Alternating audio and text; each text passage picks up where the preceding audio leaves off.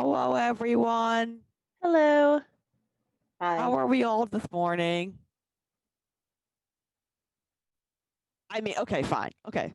Hi, I'm Imani. I'm the storyteller for this game. We're playing Skies of Axia, an Emberwind campaign. Actually, we're playing an Emberwind campaign. It started off as Skies of Axia, has now gone a little left field. So let's introduce our cast. Viv? Full mouth, but that's okay. Oh, sorry. I didn't even know. I I'm have playing Faraday, the investigator. Sorry. She's also in Atlanta. Yeah, I got it out without choking. nice. Cree? Hi, I'm playing Sorcha Keegan. She's an archivist and the ardent of the group. So she likes fire and being happy and is fairly neutral on everything and is just happy to be here. Arnica? Hi, I'm Arnica. I'm playing Sarah Lycan Clutch the Druid, and so excited, so glad it's Saturday again. Yay! The West? Hello, I'm Zweth. I play Kira Tully, who is a rogue by class, tinkerer by nature. And hi, like I said, I'm Imani. I'm a storyteller for this game. And it's a reminder to everyone in chat, you as viewers can affect the game with your bits, subs, and donations. For every 100 biddies you donate, you can gift a cast member or a dice reroll. For every subscription, you can gift a cast member an auto crit. If you want to donate money to Coffee or Streamlabs, you can make stuff happen by giving me suggestions that I will incorporate into the story one way or the other. Unless it's a terrible, terrible idea, and then I'll just pretend I didn't see it. A couple reminders: all sub points for the month of November are being met with a $1 donation to Extra Life from Valdrians. If you stick around to the end of the stream, we're having a raffle for Emberwind contents, a copy of Wailing Song, which is a Emberwind vignette. So it's like a mini campaign, but not like a full campaign like Skies of Axia is.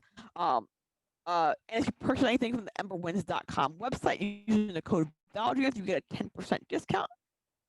And I think that's everything. I think I covered everything. Oof. Okay. I put too much sugar in my coffee. I mean, Wait. you just add more coffee to it then. No, I have no more coffee. That's the problem. I only had enough coffee for 1 cup of coffee. Well, you should always have more coffee. It's true. Coffee is okay. love. Coffee is life. Coffee is life. So let's see. Who wants to do the recap for what happened last episode? Because we were down a player, so they don't know. I mean, unless they watch the rewind, but I guess I can start out. If my notes will load. I actually have them this time. Yay! They didn't explode. Let's see. We found out that the purple pixie is being compressed into tablets, and that the which was really not good. Makes people real sick. The purple crystals are a lot like rifts, which have legends on how the world ended. There appears to be a possible conspiracy with the Council of Nobles because Sorcha kind of stumbled across things as well when looking through rare books. And there's a lot of redacted text. I wouldn't say a lot of. The important bits. The important bits. The parts she cares about are redacted. And yeah, anyone else want to say anything? I mean, I can keep going, but I want to know if anyone else wants to add in things because I'm being very brief. You can totally go more details. All right. We track down Morgan, who is starting to, deal in things, and we intimidated him into giving us his supply, and then found out more about where he got it. We have a weird list and a pharmaceutical list. And he got the stuff he was giving out from let's see, I have it here, a tall, dark-skinned, cloaked figure with blonde hair. And they were with someone named Awinen. The words. I would say Awin. Awin. Because that's just, I'm dropping some letters on that name. Yeah, I do fantasy names well better. I don't do fantasy names good. I can't words good. Yeah, I don't English very good. I don't know what's happening here. Okay. Let's make a note. Oh, well, let's transfer a note, I guess is a better statement. But yeah, unless I missed something, I think that's everything. Yeah, that sounds about right. That's pretty much.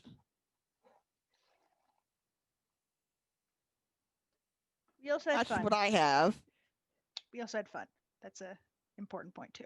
Yes, that is the most important part. And I didn't look at what Horatio's first name is. Damn it. I knew I was forgetting to do something. I mainly remember that Kira discovered that torture is like super scary, and it's great. Because you can't quite put your finger on why. She's just a happy-go-lucky person. What's so scary about that? She also really likes fire.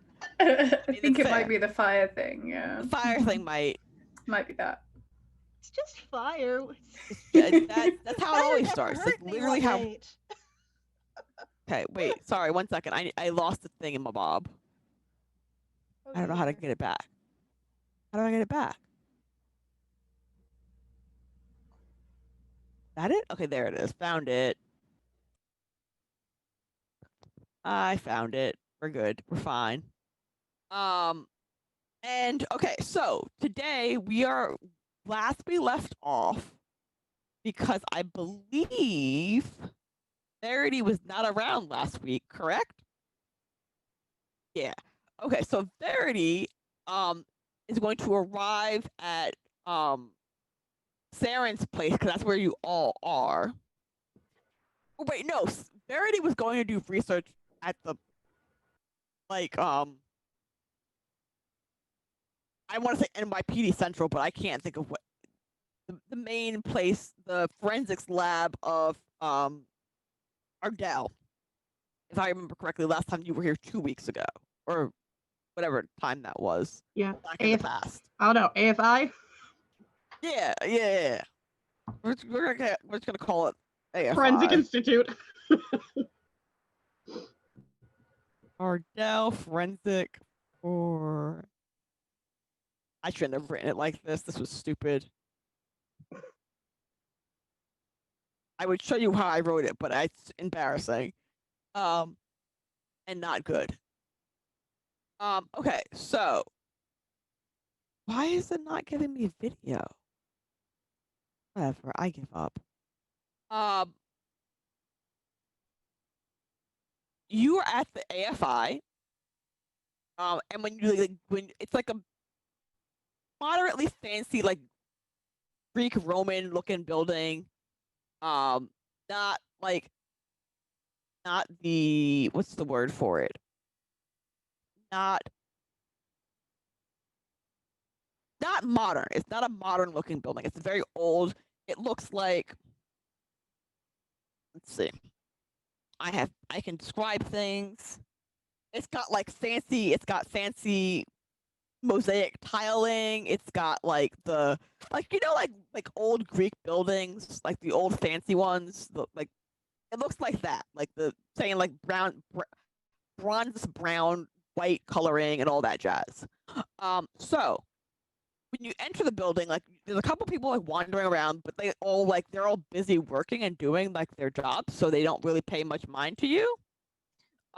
Because like you work here, you should be here. This is not strange or unprecedented in any way, shape, or form.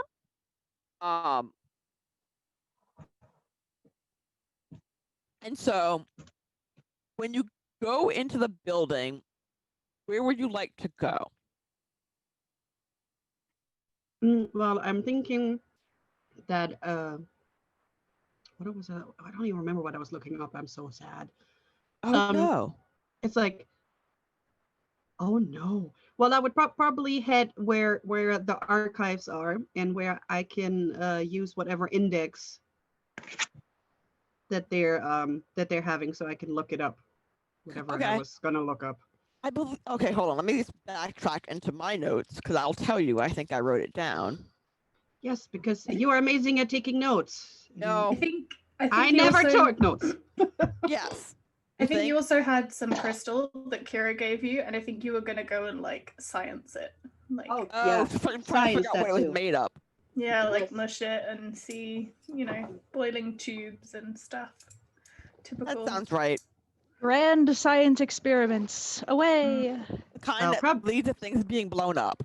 So I'll probably have to look up best what kind. normal crystals are made up first. Yeah, like yeah. Composition, there you go. That's the fancy word.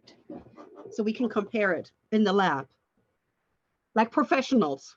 Like professionals. Like we are true professionals here. And so you're gonna go to the lab. So when you get down to the lab, it's empty. There's like not it's not like, again, it's not a modern building, so it's not like a modern looking lab. It's a bunch of like pots and like I don't want to call them cauldrons because they're too small to be cauldrons. Like an alchemist lab. Like the alchemist lab. Like there's tubes and like they're like doing this like some locked cases with, is that a cat? Yep, that's Timmy. Sorry, it distracted me for a moment. The stream kitty. Stream kitty counted as one. All right. All the loving. So there are, like I was saying, there are several like what's the word for it? Beakers, cauldrons. Beakers, bouldrons. All the little Beakers, twisty tubes, yep. Boilers. Fancy little glass bottles that people put fancy thing, and they have this little drip thing that you should be making coffee. Realistically, you know that it's making coffee, but like it looks super fancy, like a fancy drip coffee machine. And I know the professional names of all of this. Totally. Yeah, we totally know the professional names of all of these things. And when there's a bookshelf, there's a bookcase of like the relevant lab information, like off to the side. And you know that somewhere in there is at some point or another, someone must have, you're pretty sure, examined a crystal to figure out what they're like made up of. Even if there wasn't a lot of information, you know that sort of information exists. And but even if you don't know exactly where to find it. Let's see. And if you want to you can use two options. You have two choices here. You can go investigate and see what someone else has previously looked up, or you can do a new investigation yourself.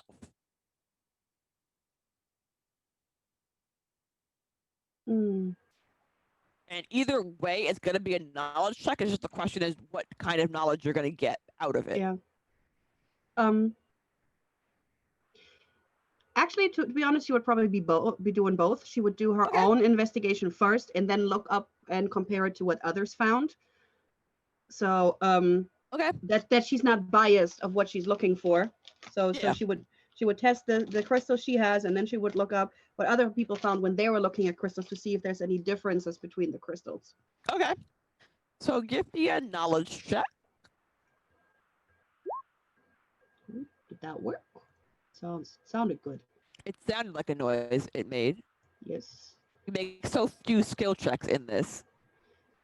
Yes. I do believe you have passed your knowledge check because you need to get below an 8. And you got a 3. Congratulations. Oh, it's green, yes. Yeah, little smart. It's a smart little system. We do. I'm gonna try to incorporate more roles into things, guys. Y'all. Yeah, and more funny ways to fail, right? Yeah, exactly. And so when you do, so because you got a 3, which is a pretty good roll, when you're investigating this crystal, there's like if you take a microscope and look at this crystal, you'll see that like it's similar to. Wait, did you have a regular crystal or a purple crystal? Did Saren give you? Did you get the special crystal? I think yeah, so that I could compare it to, you know, and see Regular what the crystal. purple, yeah, to see what Okay. it was. Just confirming. I might have both. Who knows, right? Yeah. So the crystal that you're looking at is, you'll see that like the structure, like not anatomical, and I guess this anatomical structure is a bunch of smaller crystals, like tied to, like bended together, Mhm. and like they're like you know, like if you like compress sand, it makes glass. So the regular crystal looks like that. Like it looks like someone's compressed a bunch of sand to make a piece of glass, but you can tell that it's a bunch of little bits of crystal compressed together. Whereas the purple crystal looks like someone took crystal and like melted it with something else. Like that Japanese, I think it's a Japanese art technique where when you break a pot and you put gold in it to like make it pretty to mend it thing. It's like that. Someone's taken something and used that something to mend a bunch of tiny crystal shards together. No. Like it's still doing the same pushed crystal together bit, but like you could see the seam. But they cut it together with something else. Yeah. Like you can see the seams that are holding it together as opposed to it just holding itself together. Which you just do that. So it doesn't have enough power to hold itself together, so they put something in there to hold it together. What? Yes. Ooh. Interesting. All right. Is there any other differences between the two aside from that? When it comes to power, I don't know if we can even measure that. But if we know one is failing, we should know how to measure how powerful they are, right? Yes. So you can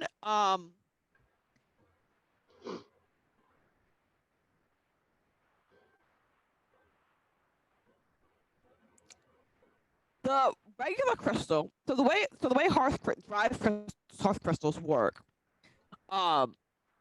is I guess I'll say the neater they're put together, the stronger they are. Like if you just throw a bunch of sand at a fire and just like hope for best glass, you'll get glass, but it's not good glass. If you do it like properly, you'll get good solid piece of glass that's really, really strong.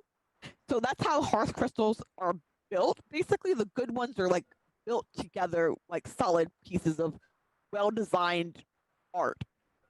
This crystal is the purple crystal is well-designed art, but it looks like something smashed it and then welded it back together.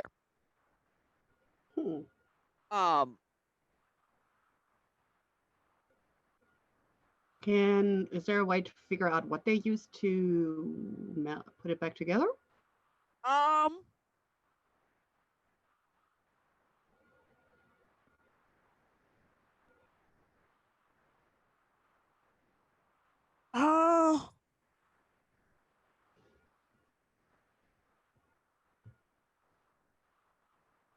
Or is it?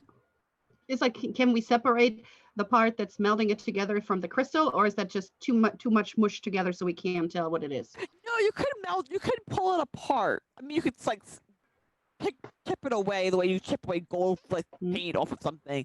But like it's sort of, if you did that as a lab experiment, it would sort of dissipate, like without touching, without having something to hold, without having something on either side of it to hold it together. It sort of like dissolves like sugar in water.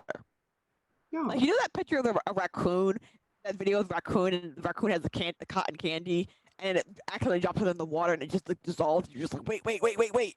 Yep. Just like that. So without the purple crystal to like hold it, the stuff that's in the middle holding it together goes cotton candy. Right. So, and if I do some research into an element or a thing that does that, will I find the name of it? You would find let's see. Can I find that word? Can I find that word? Because else I was like, she's gonna make me make a knowledge check again, and this time it's gonna be like a 24 or something.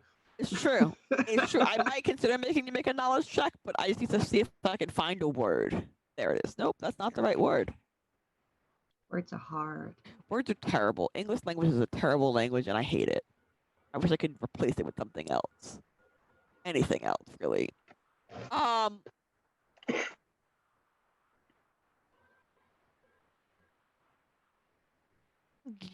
You don't know. Okay, I do your knowledge check. Okay. I'm gonna make you do the knowledge check. And yeah, I was pretty close. You were pretty with close. 27. With a 27, right? You were accurately close to the number that you were gonna get. That was not the number that you wanted. It's valid. So you can tell. I'll tell you this based on your previous knowledge check, which is not new to me. All you can tell is it's technically made up of what appears to be bits of rift. Which the rest of our team knows about, but you don't know about because when you recap, when we team bonds again, we'll know more. But all you can tell is it appears to be made up of the same stuff that his rifts are made up, but direction's unclear. Don't know how why is my cotton candy melting? Yeah, no clue. So I'm guessing I would then take that knowledge and meet my new friends again. Yes. With whatever prior arrangements we made. So that scene that we just did was technically a flashback. So because it was happening concurrently with the scenes that happened last week. So now back in the present time, you're gonna go to Saren's house where everyone is currently waiting and meeting up and like discussing what they've all learned.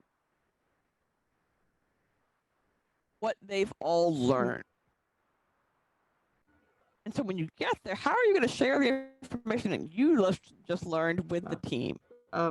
So if Fairy comes in and everybody's is over there, she's probably still excited about what she found out, and she will get into this. And we use this method and this method, and when in the show they say get to the point, get to the point, yeah. To then explain that. Yeah, this is held together by what looks like a rift, and if it doesn't have the crystals next to it, it dissolves and vanishes, and no clue why. But she's all kinds of excited about how she found out and what other experiments she could do. Nice. Does anyone did anything Verity tell anyone jog their memory? Well, I mean, I got really excited about this rift stuff. It sounds really cool. But I realize I don't entirely know what it is. Do you guys know? Sorcha is currently reading a book. About the rifts or just a random book? She's going over her notes. Oh, okay.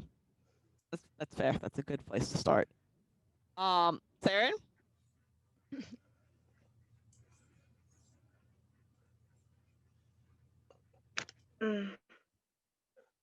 No. I gotta.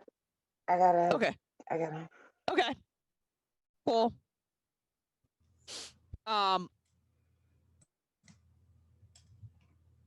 Minor technical difficulties, but that is okay because we were anticipating that.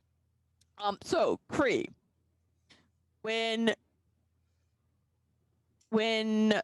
Sorcha realizes as she's reading the book, do you want it to be a book about rifts, or do you want it to be a book about something else?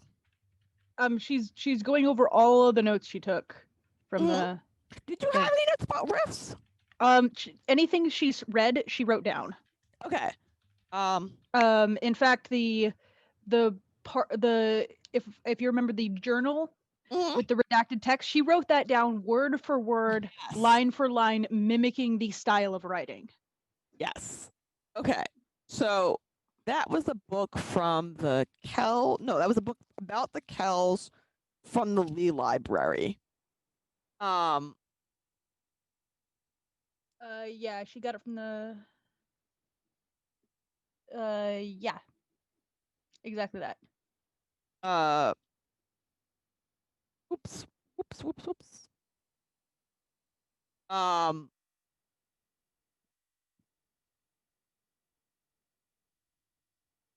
I'm trying to figure out if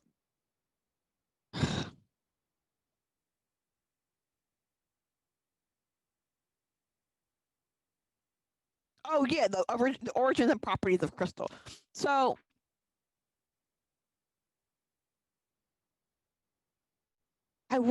actually, you know what? Give me a knowledge check.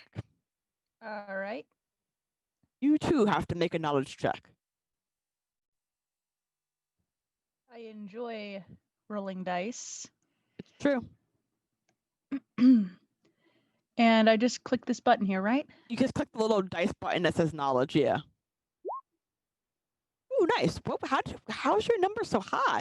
It's 12. Oh, damn. Okay.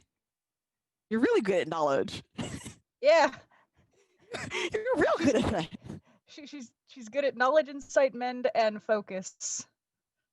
Oh, good to know. So so you'll remember sort of from the book, not remember, but you'll find the page with a bit of notes that you've taken on from the origin and properties of crystal. That actually not from the origin and properties, from the World of Axia book. Sorry.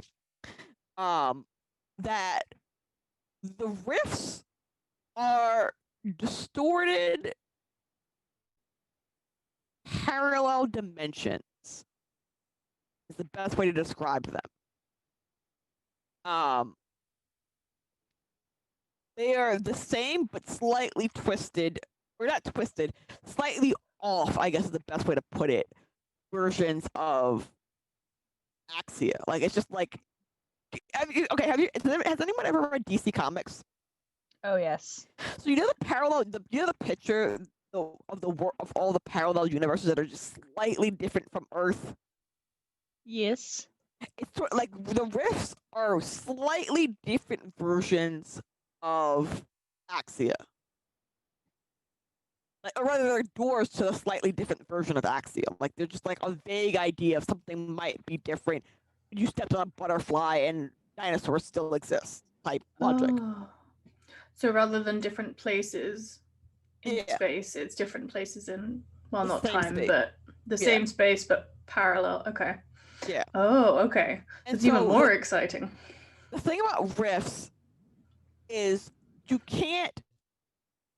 just sort of happen. They are unprecedented phenomenons that you can explore if you're brave or stupid. Oh, I should write that down. That should be on a t-shirt. Yeah, that is definitely a motto. That should be like in the book about rifts, in that should be like the inscription. This book. Are you brave or are you stupid? This book and its instructions have been made for the brave and or the stupid. Yeah.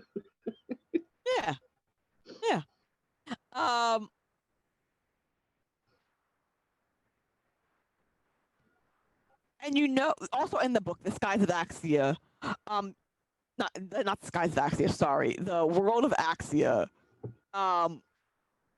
you know that it is possible to draw energy from them, but no one's ever, as far as you're aware, solidified that energy into anything, but it sounds like someone tried it and they're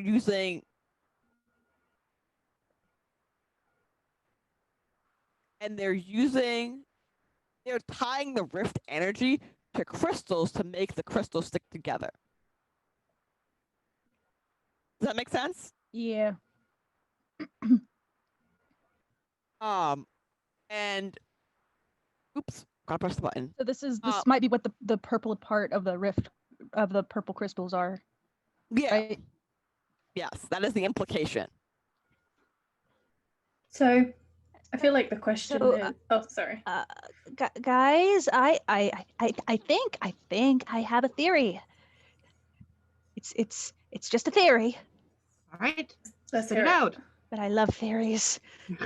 Well, we know that rifts, they're dimensions, they're parallel dimensions, they're different from our own, and some of them are similar, some of them are not, and who knows what's different, you know? Maybe it's just one day you didn't wear a hair clip, or maybe nothing exists at all.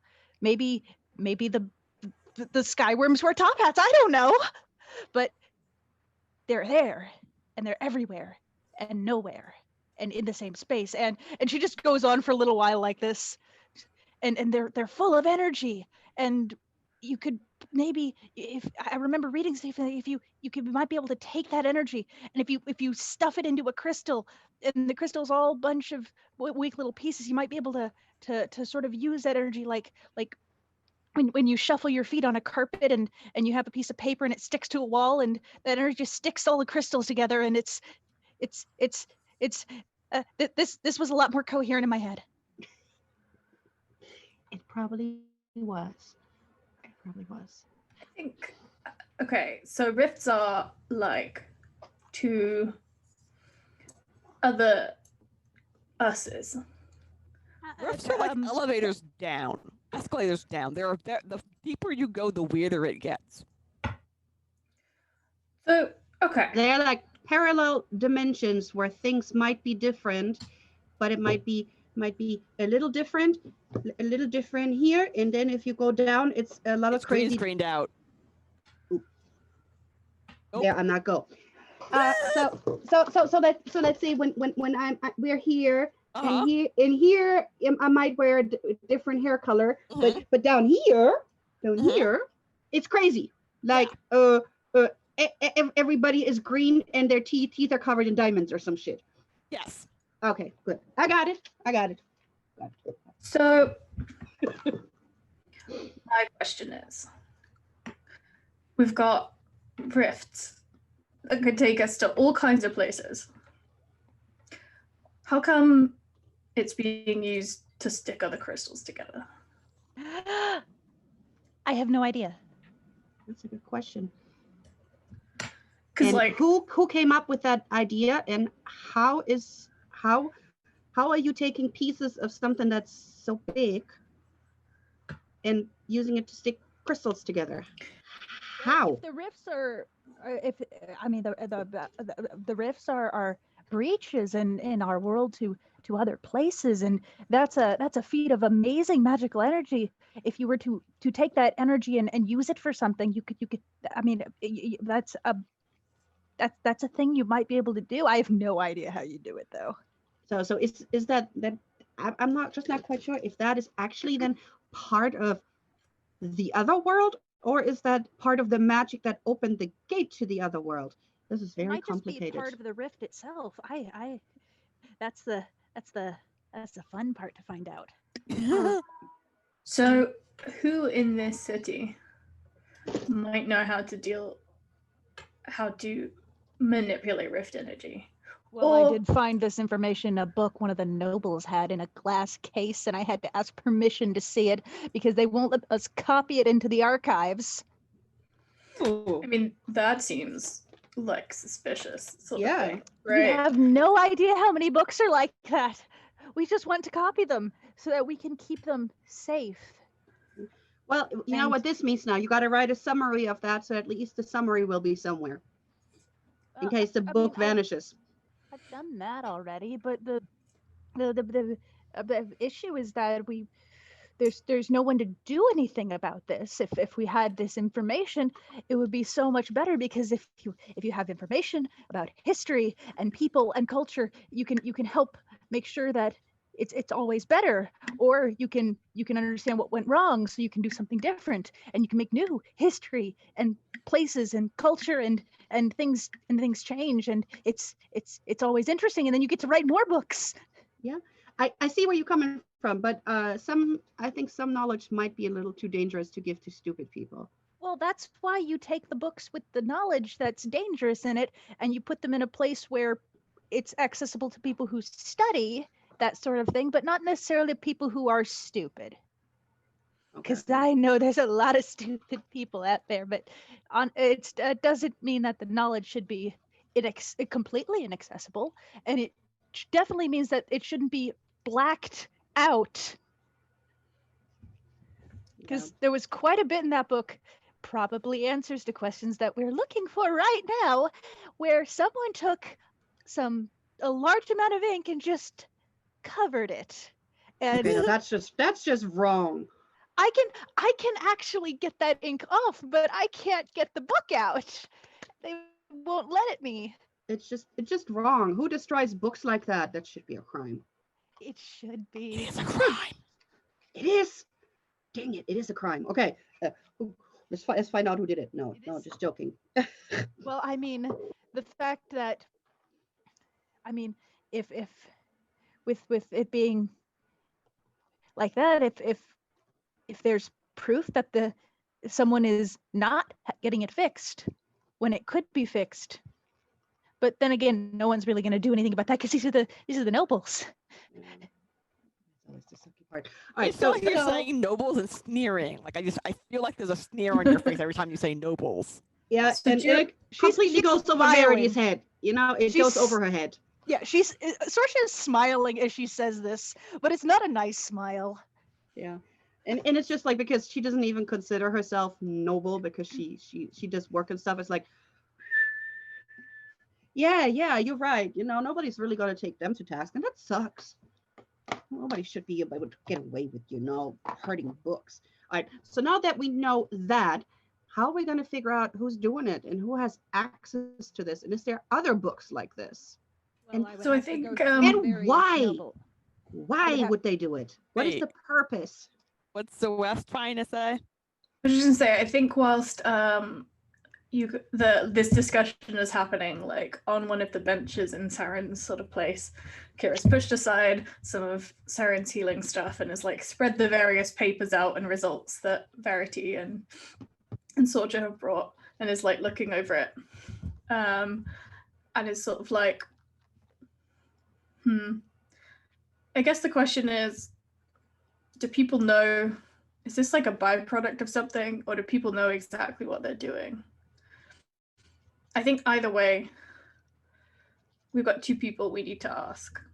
Well, we need considering to... how little that the archive has on crystals and rifts and the like, and their origin and everything in this capacity, I'd say the only people who know would be the people who have the books.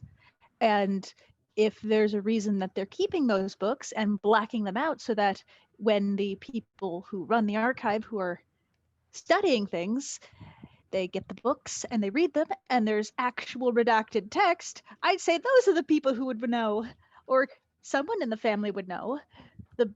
The Lee family was certainly very not eager to let me borrow those books. She got rather hostile with me for even looking at them.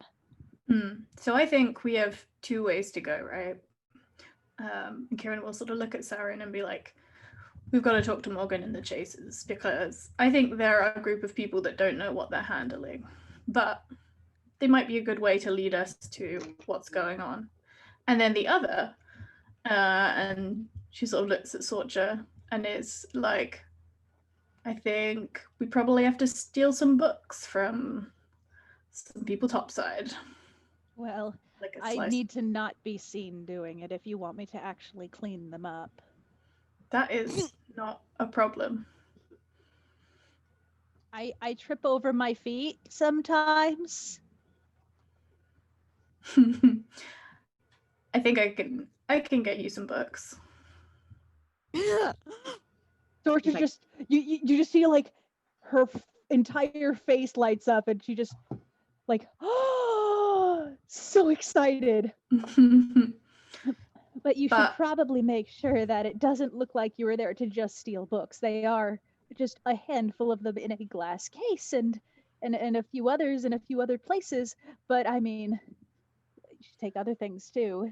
Make it look like that's not like it was a thievery, not a bookery. Because otherwise they'll come to the archives, and that's not good. That makes sense. Well, we can come up with a plan of some kind. I'm going to need to know some information that you know. Sorcha's already drawing like the floor plan of the rooms she was in. Yeah. And maybe you can assist with some kind of distraction or something. We can think about it. I think that we can put on as a plan. I mean,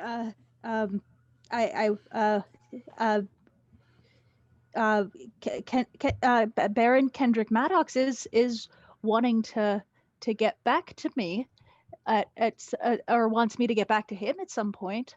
And he wants to get in good with everyone everywhere, so that he can have a lot of power.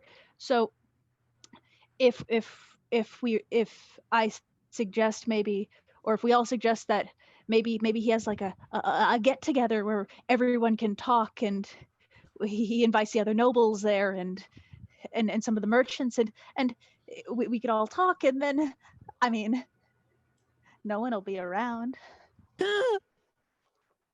Have a This dinner sounds Are we having a good. dinner party? Is that what's gonna happen? Yes, a dinner party. I love dinner parties, except for all of the people. I hate that. But when they're all there, you can totally rob them blind, and they'll never notice. Okay. Can you get some of their they have this really nice wine. Pick that up too. It's really good. I've had it once. It's really great. nice. Take that too.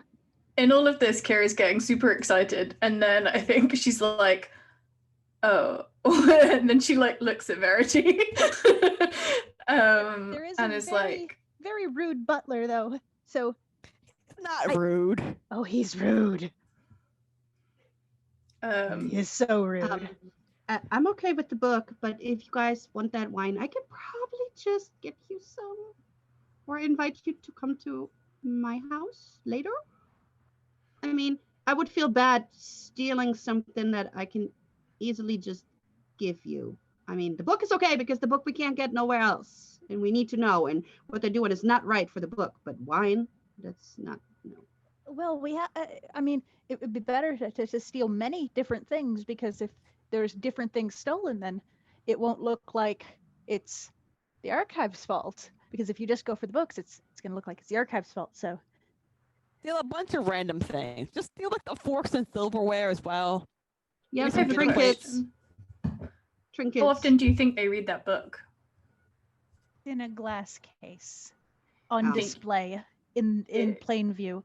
But there's another book on the shelf. It's this little journal, and it's in she'll like Sorcha will straight up triangulate the area, the row and shelf where the journal is. That's another book that had redacted text in it, and it was about the same thing or something very similar. If you can't get the big book, if it seems like it'd be too suspicious to even do that, if you give me the little book, there'll be a lot more. There'll be not a lot, but there'll be more information in that too. And on top of that, it's not even the Lee family's book. It's the Krell family's book. And since it's the Krell family's book, I'm certain that especially if we inform the Krell family or tip them off that the Lee family has their book, and then the Lee family can't find the book, that'll start up quite the stir. We can do that. I'm just guessing here, but I'm guessing you have a pretty detailed memory of what that book looked like. Oh, yes. I've got a lot of stuff in my shop. If they're never going to read it, We could just switch one more it. thing on a shelf. Just fake one. Yeah. We can make something, put it in, then everyone gonna look. And by the time they do, it'll be way too late. Okay. If you replace the And then they book- might think the other family did it. If we don't get the big book, but Yes. just a small book. If We could do in fact, both. if We could do either. you could if you take the little book and then don't replace that, but you replace the valuable looking book, or even books, you could take more than one. She's like, Sorcha looks- bring them all, bring them all. Sorcha looks so happy at that idea. We could mimic the spines and make them look like there. And then if you kind of do a lot of things to the, if you mostly leave the library alone, but you don't touch the glass case, or if you take the books but then you carefully put the fake ones in, it won't look like the case is touched. So then you could take all the books. And I And thought you it'll might just look enjoy like it's making just like some new ones.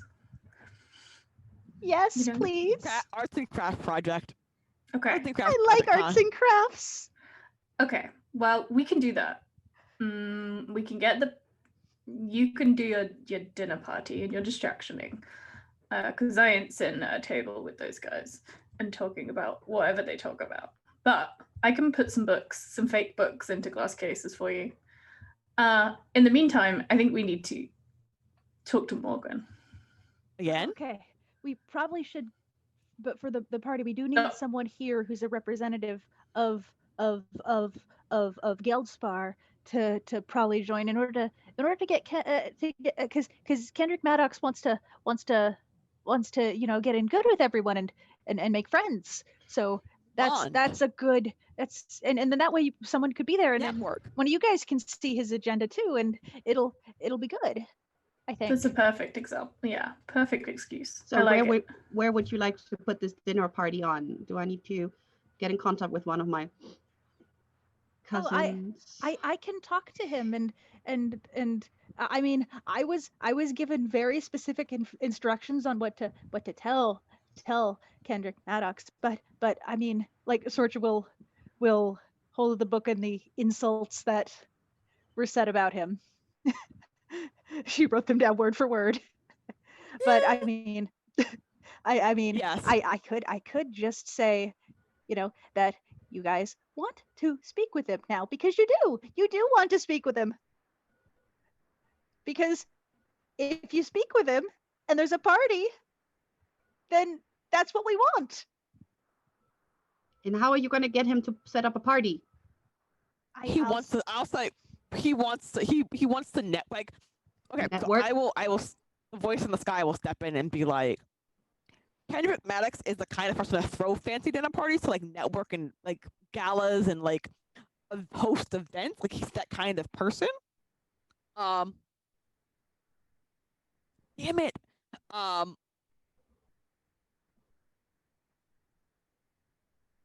He wants to throw his money around so people like him.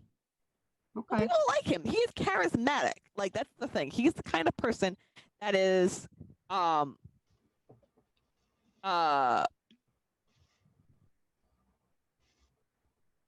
what's the word for it? Charming, personable, and well received by his peers. At least publicly, he is well received by his peers. He is a little what's the word for it? When you're not backstabby, conniving? No, that's not conniving. It's too harsh of a word to describe him. It's kind of underhanded, insulty, kind of. No, he's more like climber. Social climber. Here we go. There we go. Hi guys, I'm back.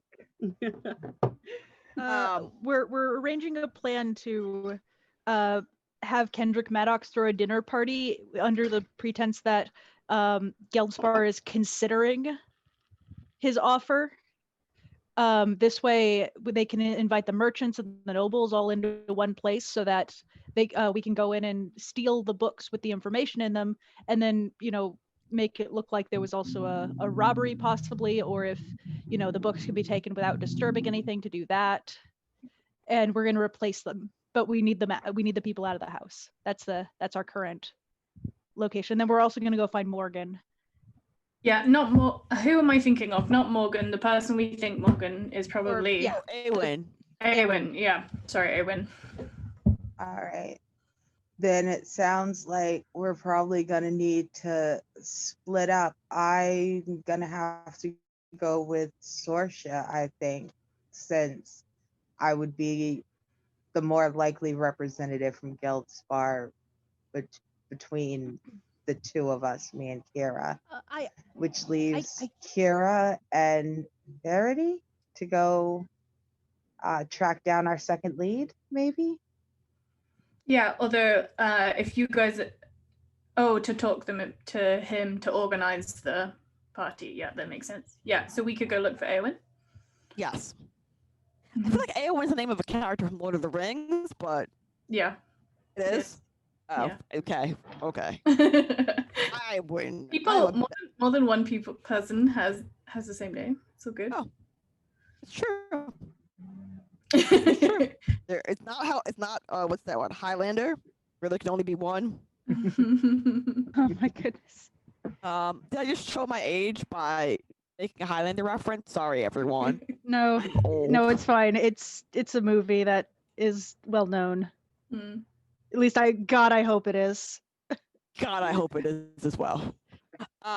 Okay, so who wants to volunteer to go first? Do we want to go talk to Kendrick, or do we want to go hunt down our chaser friend? I mean, like if you guys want to hunt down first, that's fine with me, but I'm okay with going first if you guys don't want to go first. Go for it, you guys go. Otherwise we'll be stuck at this polite impasse forever. It's true. It'll happen. It happens all the time. You guys go talk to Baron Maddox. Okay.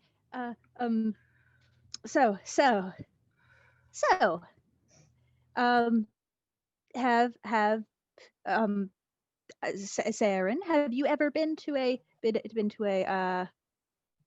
party like this before? I've been to a lot of parties, but no, probably not like this. We're gonna go shopping then. Oh God. Yay! Shopping montage. Yay! We'll get you looking perfect for this sort of thing. And you probably remember just how loud Sorcha dresses, just the colors, the niceties and stuff. I'd give you something of mine to wear, but you're really, really tall, and I don't think it would work. Probably not. Let's go, Sorsha. Okay. Sorsha will just like drag you out the door. All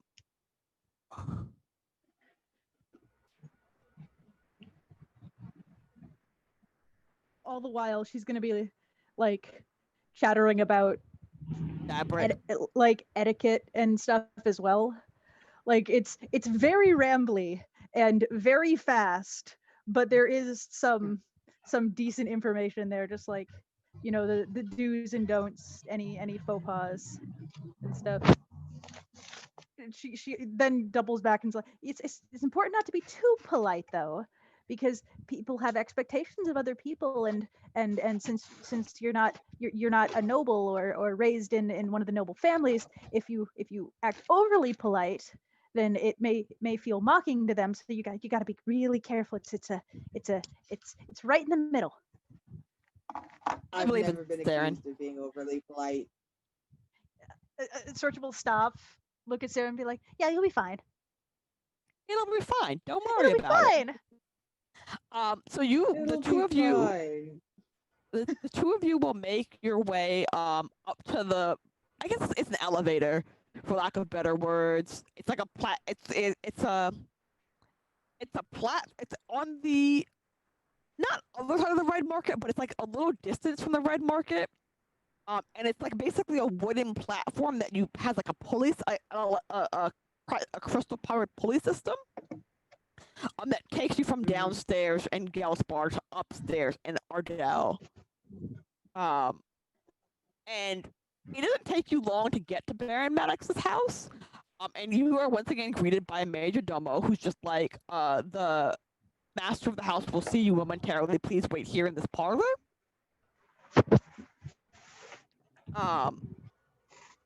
And he will say, I'm gonna go find Hedrick.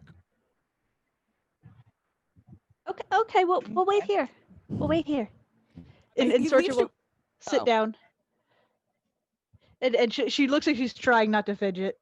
Yeah, like the thing about it is it's a major domo is technically what his job title is. It's like higher than a butler, but whatever. Yeah. Okay, He still buttles. He's still butters. He still butters, but he does other stuff as well. He runs the house, like everything. They have left you in a room that is there's like okay, so if it's a square room, there's one side of the room that has like these big double doors that you came in through. Then one wall to the left of the door that you came in, it's like a giant bookcase covered in like a bunch of books. There's a window to the back behind you, and there's another wall that leads to a it has like a desk and like some paintings on against the wall. Like it's not a desk, like a couch and like some side chairs on the side table. It's basically a sitting room. It's a fancy sitting room where, like, if this was real life, the chairs would be covered in plastic and no one would ever use it. Oh goodness. Sorcha probably managed to sit for about 30 seconds before like getting up, going over to the bookshelf, and like turning her head sideways to read the titles. She has her hands behind her back to not pull them off the shelf. She doesn't have permission to do that, but she's certainly reading the spines. Saren does a quick lap around the room, does take a book off the bookshelf, just a random one, and then sits in what looks like it's most likely Max's chair and begins to just read a random page. So the book that you've taken off the shelf, what would you like it to be about?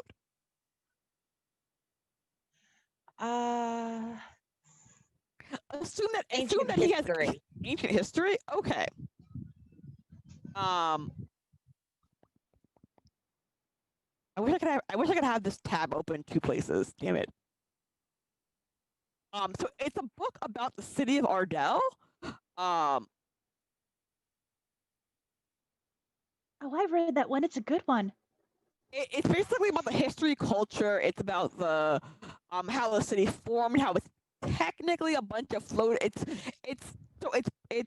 a floating rock that's being floated by the crystal in this book, but it's one of those marvels of technology where it's also being propelled through the sky by a congregation of airships that kind of like move it together. Like they all it's a floating city that has like propellers at the bottom. I don't know how to describe it. I'm not good. I'm poor. It's is it Final Fantasy 12 where they have the floating city that has the airships? I think that sounds right. Sure. It's okay. It's really not that. And Gelspar, there's like a little section about Gelspar like tacked on, like, oh yeah, and by the way, this is a thing.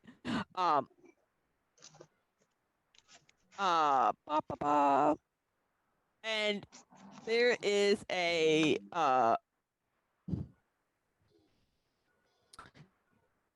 larger section of the book about the Celestial Plateau. Actually, not a large section. It's like 2 pages, maybe, about the Celestial Plateau. Would you like to read that, or would you like to read about key landmarks? Key landmarks. So the biggest, most important bit of Ardell is this thing called the Sun Chamber, and it's this giant, like it's this huge, you cannot miss it, circular building where the councils of nobles meet to discuss policy. So imagine like you know, like Roman Colosseums are like giant round buildings. but like it's a giant round building with like a giant domed ceiling that has like a giant like glass roof. So like the sun, like it's a beautiful like brightly lit, ever dark. May the light shine upon your choices type place. Like we don't do business in the dark. We do business in the and so like there's a section of the book and basically this little bit of the book tells you that there's a giant speaking diocese. No, diocese isn't the word. The thing that preachers stand on. Yeah, that thing. In the center of the room, and that's basically where people like pitch their policy. And like it takes a while for you to work up to being able to even do that. Like it's not like a what's the word for it? It's not like your first day at work type, you get to go on the floor and make a speech. It's like, you've been at this for a while. We trust you not to say something stupid publicly. Okay, so it's not an open forum. It's invitation only speaking. It's not necessarily invitation. It's like interns don't get to talk. But like if you're not an intern, if you've been there long enough for them to consider you a useful member of the council, then you get to say things. Like okay.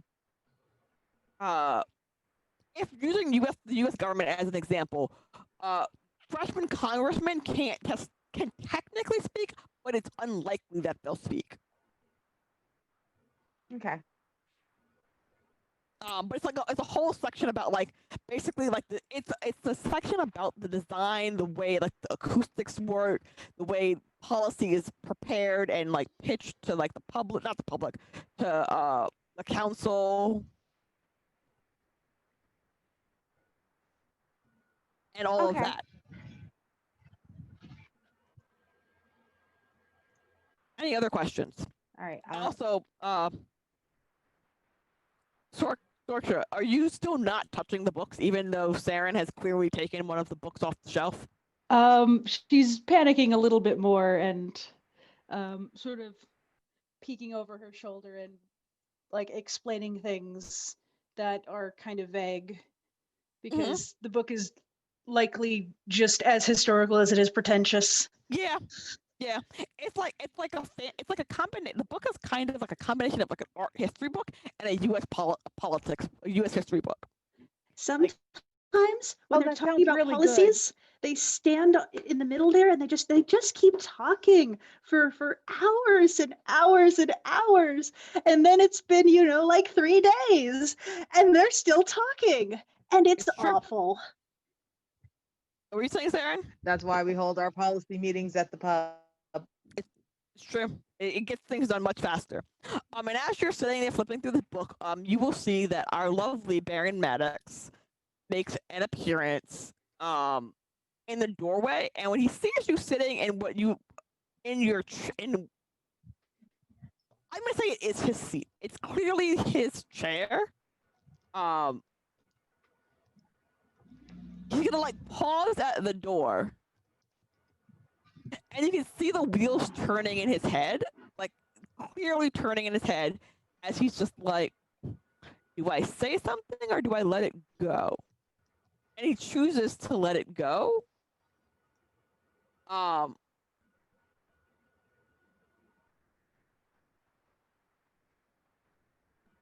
he sits in a chair. He sits on the couch. He sits on the he does the so here's the thing. So Baron Maddox is wearing like this giant not trench coat, but those big suit jackets. Yeah, the frock coat. Yeah, and so he'll flip his coat back and sit in the chair on the couch, but clearly with the intent of no one can sit next to me now. I am occupying this entire couch. Hello. It's Hello good to again. see you again. I was just helping out here, helping teach her about some of the city up here and how things are done. Yes. There's not much history about Ardell and Gelsper, and it's Yeah, I thought that would be. Oh, by the way, this is Saren. Her name is Saren. He'll be, hello, Saren. Welcome to my abode. Baron Maddox. It's a pleasure to meet you, I'm sure. I'm sure the pleasure is all mine. So, I assume that you are here as a representative of Gelspar? I'm here to give you an opportunity to make your pitch because you still need us more than we need you at this point. And I think that perhaps we should talk as equals. But first, I want to hear something good. So he's gonna look at you and be like, he's like considering, like he's like not visibly weighing the pros and cons, but he's weighing the pros and cons of the Sorcher will stand behind Saren and like mouth party to him, like as if she doesn't want Saren to see, and just be like that'd be amazing. Oh, okay. I see what you're trying to. Okay. Baron Maddox in this particular case, think that is true. That is an accurate statement of the current situation that Gelspar and Ardell currently find itself in. And I want to leverage that truth to to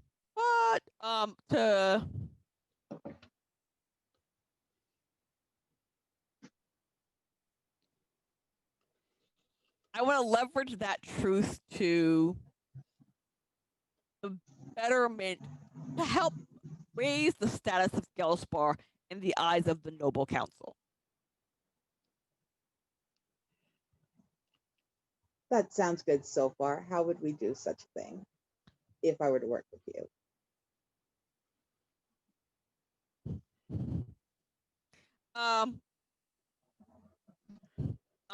How would we do this? He looks at you like considering.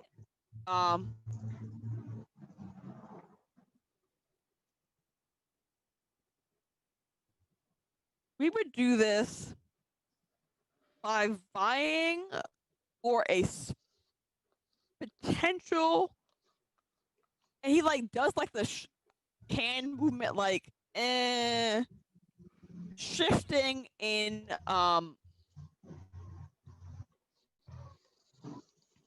political control.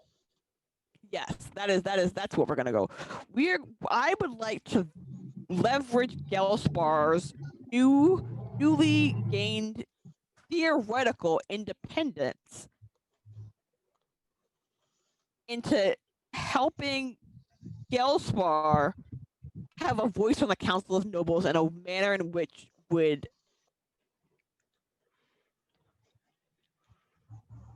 restructure the power in Ardell.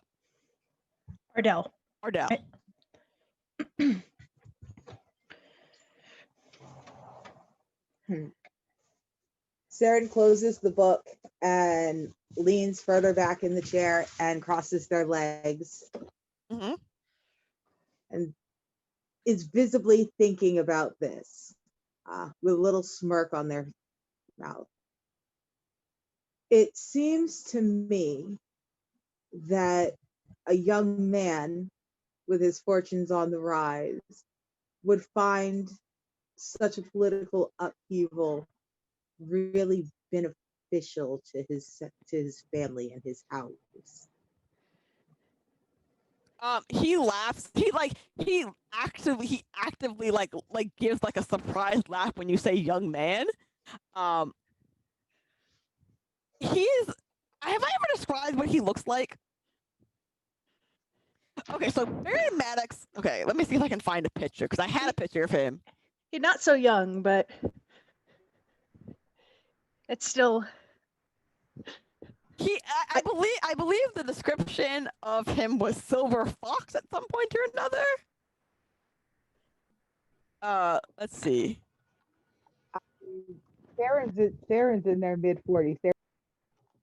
Yeah, you would be contemporaries. Okay, copy image. No, I want to copy image. Damn it. Here, I put it in chat. Just so we can understand. He is in his mid-40s, like maybe late 30s, early 40s. Okay. But you would have, in theory, you would be like contemporaries. Like you would be, like he's like tall, tends to wear black, be dramatic, has gray hair, doesn't wear glasses, but like he's been in charge of his family for not a long while, but a while. Like he's not new to the game. So when you call him a young man, he like laughs like I haven't been a young man. Like even if you're older than him, he's still like I haven't been a young man in like decades, like a decade at least. But thank you, I appreciate. I appreciate your compliment. Saren's grin is a little bit flirty, and they lean forward a little bit more. He's gonna smile super charmingly, and he's gonna be like, so if we do this, what do you? He's gonna be blunt because he's kind of a like straight to the point kind of person. What do you want to? What do you need in exchange? Geldspar has no libraries. Geldspar has no hospital. Geldspar has one school that teaches all the children from creche to trade school. We need new buildings. We need infrastructure. We need more than just me. He's gonna nod like, yes, that is that is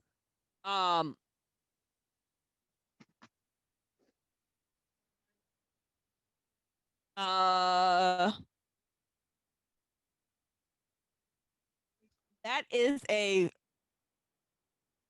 and like he's not he's pausing not necessarily to consider his words, but to figure out like he's mentally like so Kendrick Maddox is a kind of person who has, my favorite person. Have you ever seen Gargoyles? Yes. Yes. You know Xanatos? Yes. That was actually who I was picturing the entire time. So again, for people at home, Xanatos is one of the best people in the entire universe. I love him to death. He is like Lex Luthor, but not evil. He has a plan within a plan within a plan. There's a thing called the Xanatos Gambit, where you plan to fail because that was the original plan. Like your backup plan is your like real plan, and your real plan was the fake plan. He's ridiculous. Kendrick Maddox is kind of like that. He is a plan within a plan. Within a plan. Sorry. And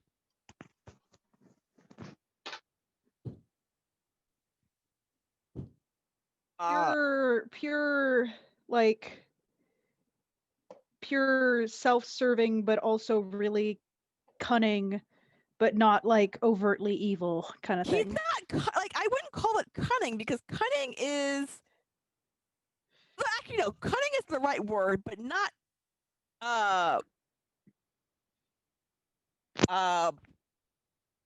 not in a negative connotation. Not in a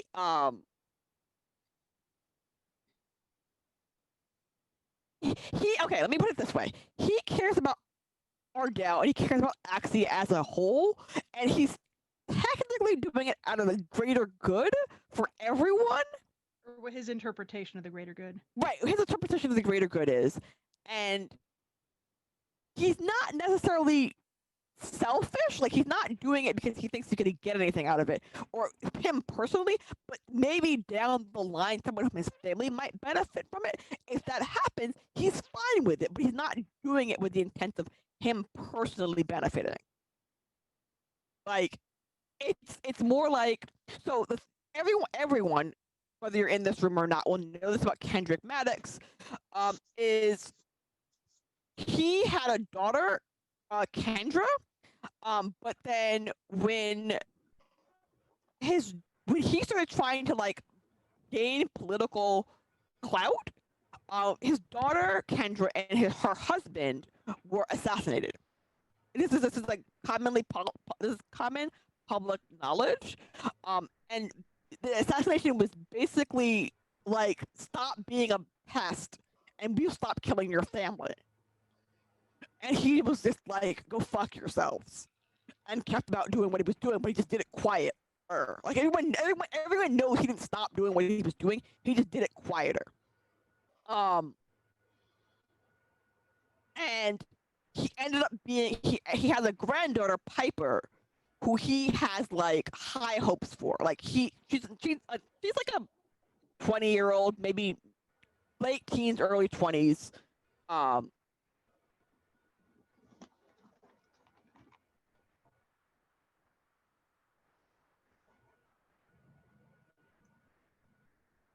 out of coffee. And so when he does things, he's doing it for his granddaughter. I guess it's the technical way to put the best way to put it. If that makes sense. Does that make sense? Yes. Yep. Anyway, back on plot. So when you are he understands the desire to see the world be a better place, then leave the world a better place than you found it. He understands that desire. And so he will be like, he'll agree with your sentiment of that Gelsbar needs more stuff. Gelsbar needs to like get not up to standard, but closer in line with the benefits of Ardell without, for lack of better words, gentrifying the neighborhood. Yeah. But he doesn't necessarily have his own. He'll tell you that he doesn't have that kind of. He doesn't have those kinds of resources, but he could muster. He would do his level best to muster that kind of those kind of resources for you if you could come to an agreement.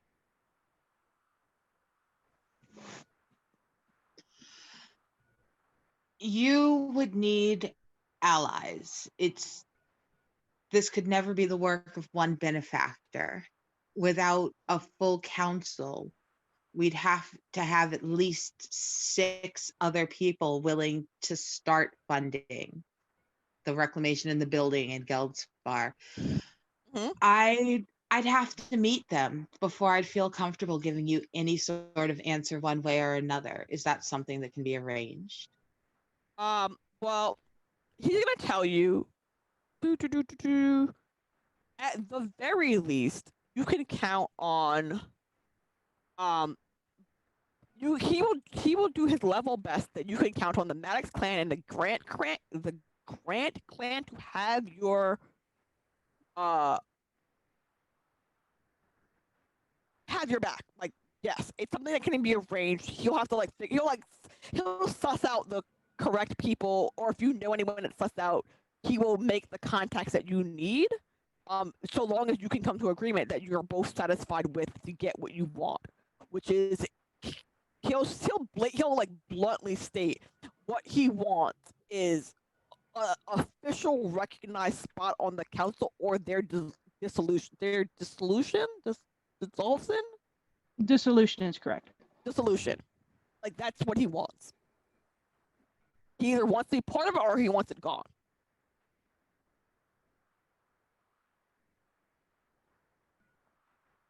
Ambitious. Mm-hmm. Yeah. Blunt, to the point.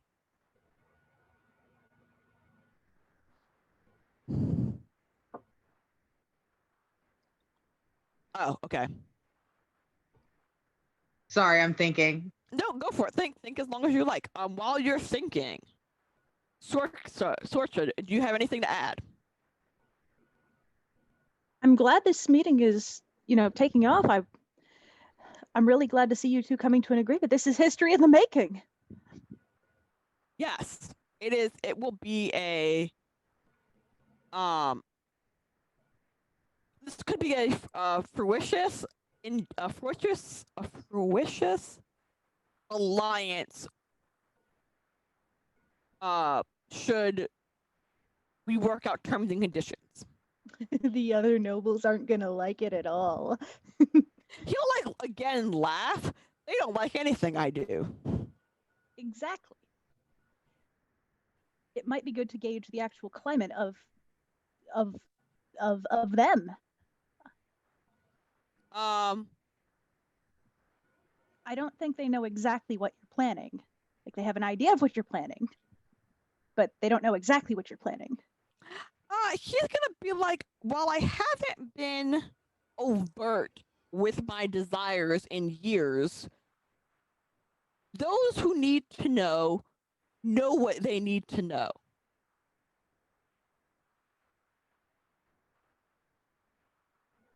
So when are you gonna make that power move? Sorch has already pulled out some notes. Don't worry, I won't write anything publishable with publishing. I won't make anything public until it's all concluded. I want to see how history unfolds. He'll look at you and look at your notebook and be like, make a face, like make a not stink face, but like I hate a lima bean face. I'm not going to sell you out. You know me better than that. I'm not necessarily concerned about that. I'm more concerned about. I wouldn't actually. He'll say, I would not have approached you if I thought you would sell me out. It's fun to sell people out. Huh? It's no fun to sell people out. It is true. It is a. After all, why would you play the game if you just could put a halt to it like that? And when you say that, he'll smile. He'll do the I just had a terrible thought, and we just had terrible thoughts together. Smile. The we are co-conspiring together thought. We are on the same wavelength. Yeah, we had the same. What's the point of playing the game if you're just going to cheat to win? Oh, and he'd be like, exactly. That is exactly. Besides, if you play by the rules, everyone has to concede that you won fair and square. It's a lot easier to keep things moving if you don't cheat. Okay. So that's what I meant. I think we should meet. We should have some testing of the waters. Some measure of some meetings and discussions and I like something, maybe a get together to soften everyone up. It's what I meant before. I think I was jumping the gun. I was just I have all these ideas. I have ideas. I like ideas. I have a lot of them. And Baron Medic will do the not evil genius hand clicky thing that people do, but the evil genius hand clicky thing that people do. Yeah. Where he's clearly plotting, but he's running the plots through his head to figure out. He's like, yes, a gathering to soften them up and introduce them and to the idea of Gelspar being greater. Oh, you're gonna make your big move then. And he'll be like,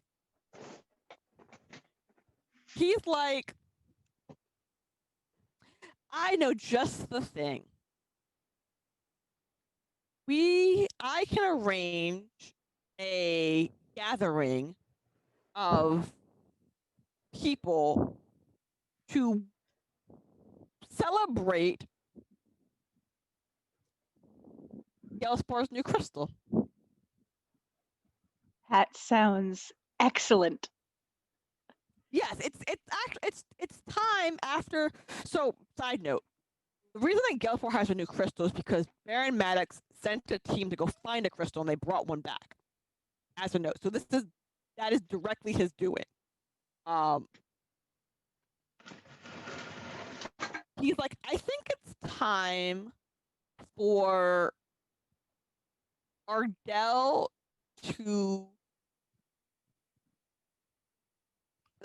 and the Summit specifically, the Summit being the place where the Council of Nobles meets, to be introduced to some newer people. What do you think? And he looks between the two of you. I think that's a wonderful idea. That'll be very, very interesting. Can't wait. Sure. That sounds sure. Mm-hmm. Why not?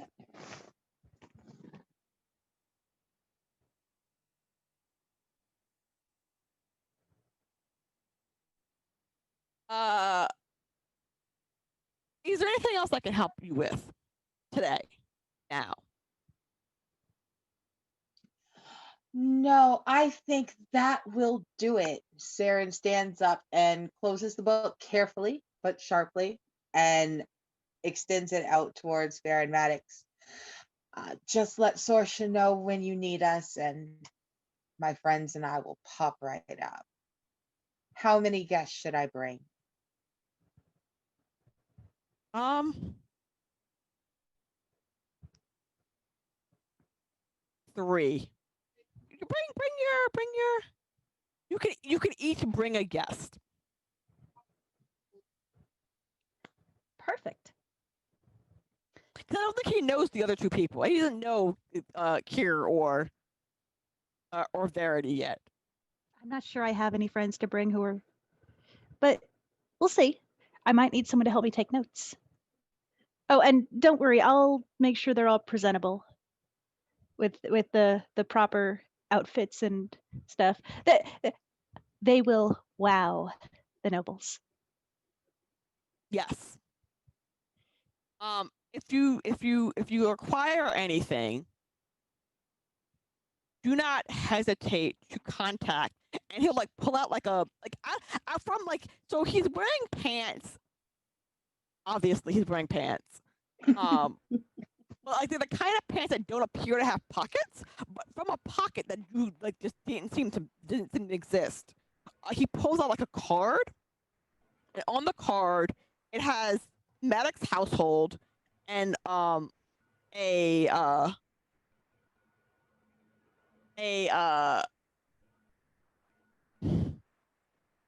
a name on it. Should you require any assistance, please do not hesitate to reach out to Major Domo. I hate naming people. Heath. I'm just gonna call him Heath. Of course. Search will take the card. Do you want me to go full top of the line or just nice but mid tier? Are we going for a particular look, or because if I have to buy a bunch of jewelry, I'm not sure I can afford a bunch of jewelry. But I can see what I can do. No, he's gonna say dress comfortably. You know, I would hate to make you uncomfortable in a new space. Understood.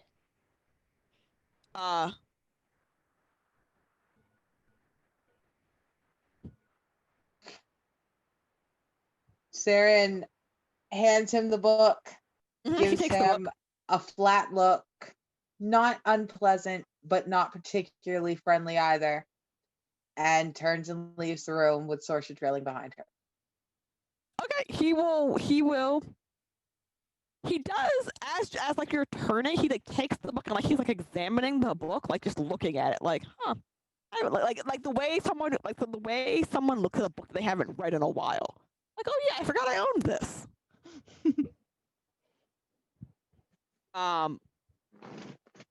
And the major domo Heath will lead you out of to the front door, from where he was standing, waiting at the like outer side of the door. Like he was waiting outside of the room for you to leave, so then he leads you to the exit and like gently closes the door.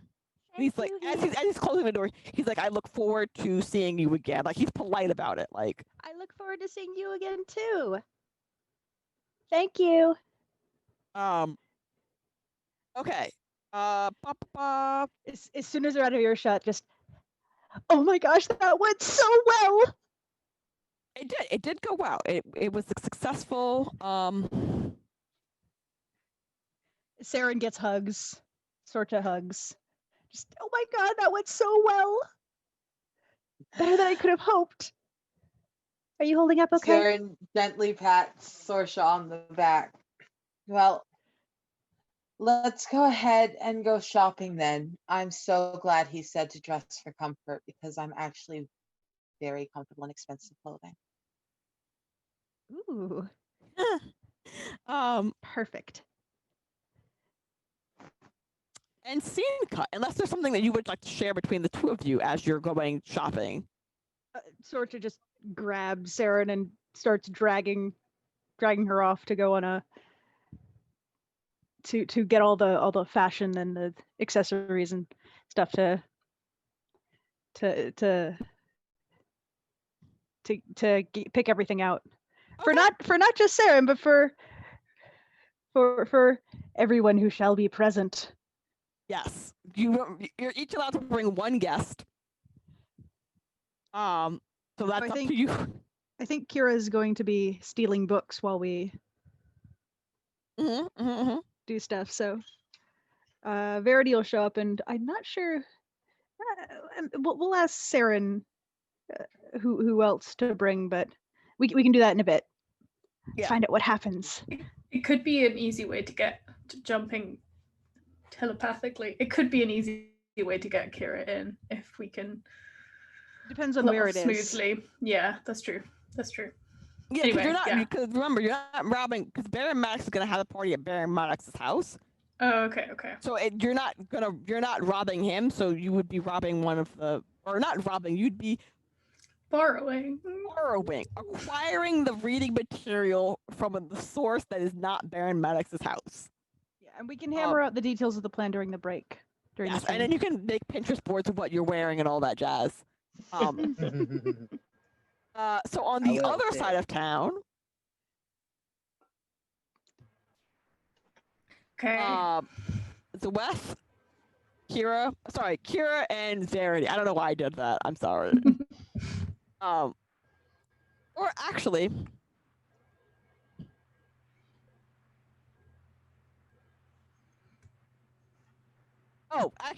wait. Do we want to take our break?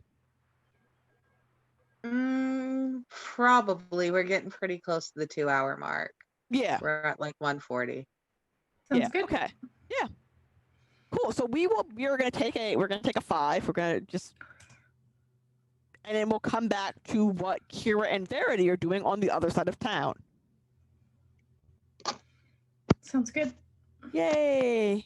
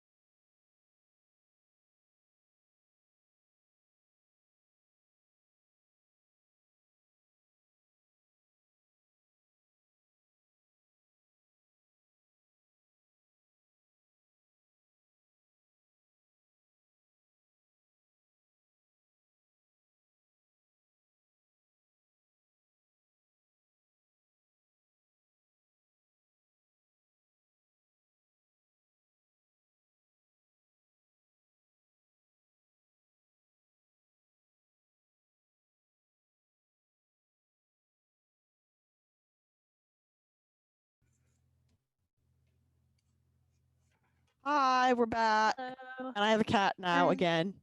Same cat. Innocent cat. Okay. So hi, I'm Imani. I'm our storyteller for this game. Welcome to a Emberwind's campaign. Just as a reminder, viewers, you can affect the game if you want to donate bits, subs, or sorry, if you want to make donations, gift bits or subs.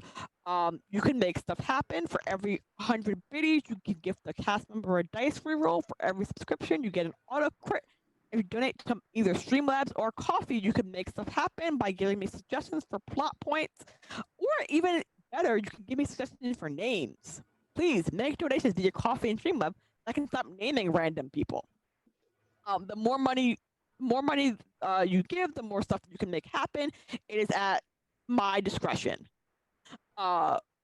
And as a reminder, all sub points for the month of November are being met with a $1 donation to Extra Life from Valjamp. And if you stick around to the end of the stream, we're having a raffle for official Emberwind content, which today is going to be a copy of Wailing Song. And any purchase that you make on emberwinds.com using the code Valjamp gets you a 10% discount. Hey! Hey. We got a reroll. 2 of them. 2 of them. They got 2 rerolls. Yeah, so just roll randomly to who gets those rerolls. Yeah. I think that's the most tabletop way to do it. 4 to 2. Who wants? We'll just go in order. 1, 2, 3. Okay, so 1. You know what I'm saying? Saren is 2. Oh, 2 you're saying? Okay, because I was doing it according to mine. Cool, we have that sorted. Also, team members, don't forget that you have rerolls and auto crits. Just hanging out in your. I guess we have to get the combat first before you get to use those. I should give you combat. Let's do. Okay, so that's on my plan for next week. Oh no, the heist is gonna go poorly now. Oh no.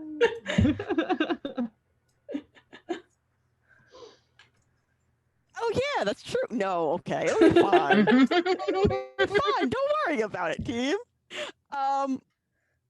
We also have the chaser stick in front, so maybe that will be. It's true. Fine. True. So. What were we discussing prior to the break? We were gonna go see Eowyn. Oh, yes. Okay. 30, Kira, you're off to see Eowyn. You don't necessarily know where she is because you're not. Actually, someone give me either one of you give me a insight check. It doesn't matter which one of you does it. You can go for it, because my roll 20 is needing refreshing, so. Get that. Oops. Well, that was not very good. No, that was bad. You went okay. Actually, but I did have at 12, and that's why I was like, oh yay. Well, no. yeah, it went no. It went ha ha ha ha ha ha ha ha ha ha ha. Yeah. At Nope. you. Okay. I hate Verity. Not Verity. Kira, do you want to make a roll for it and see if you can figure this out? Let it go. No. Okay. So neither one of you has any real good idea of where to find Eowyn. Like you have I think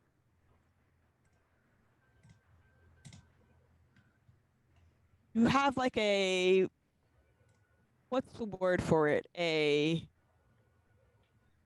Oops, sorry, I'm yawning.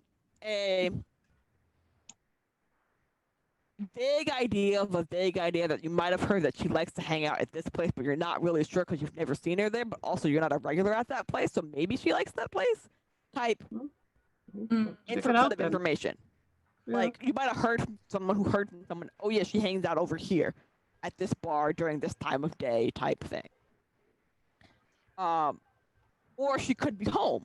And in theory, you probably could figure out where she lives, Kira, but you're not like guaranteed to know where she lives. Like she lives in Gelsbar, but like you're not friends. You have never been to her house. You wouldn't. I feel like we would know who each other is, but yeah. It's like you would recognize her as a face in the crowd, and she would recognize you as a face in the crowd. This does not necessarily mean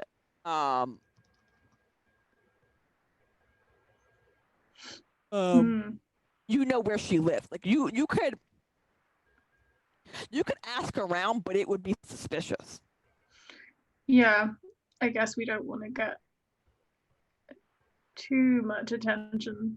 Let's Verity, how about we can go out for a drink. Yeah, we haven't done that in a while. Sure, are you old enough to drink, Kira? Yeah, I'm like early 20s. Oh, okay. Hey, early 20s could be 20, which means you're not old enough to drink, depending on what country you're in. That's true. We can drink at 18 here, so well, yeah, okay. We're gonna roll with the legal Team rules of the country that you're in. Huh? Most of Europe, I think, is 18. Yeah, most of 16 for beer. 16 to 18, yeah. Most civilized places are not the U.S. No offense to the U.S. Actually, a lot of offense to the U.S. Offense totally meant. Offense 100% meant. So you end up at a bar called. Let's see. Now place names. That's even harder than actual names. It's gonna be called the Saint Maria. Saint Maria.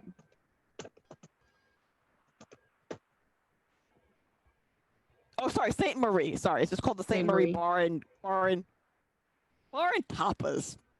Ooh. I'm joking. It's not a tapas bar.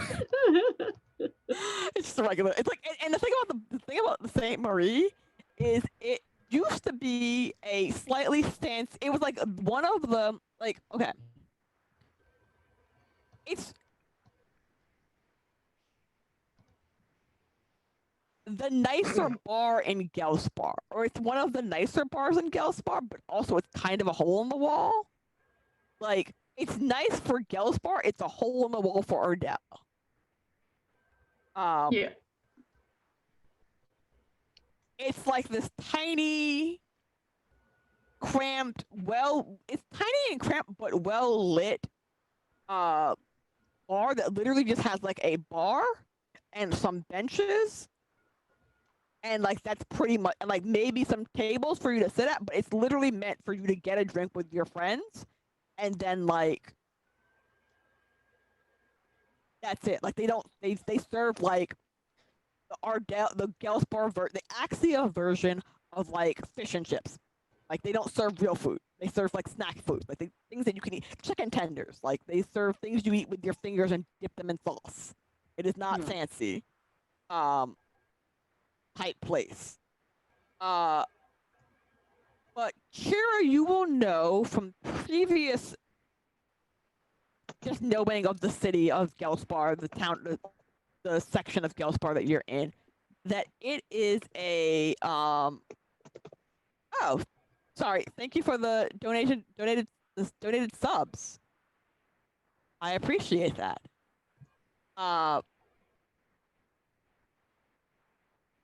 Fish and chips is not real food. Sorry, I'm reading chat. I had minimized it, and then I was like reading it, and it's like fish and chips is not real food. Oh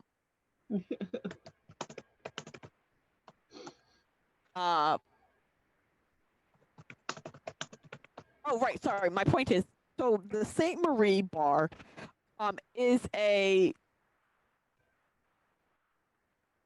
do some sketchy shit in the back. Like, that's the only way to describe it. Like, it's 100% not legal, and it's 100% things that are, like, above Kira's pay grade. If you hear someone yelling in the background, it's my cat. She's mad. And so, it's the kind of place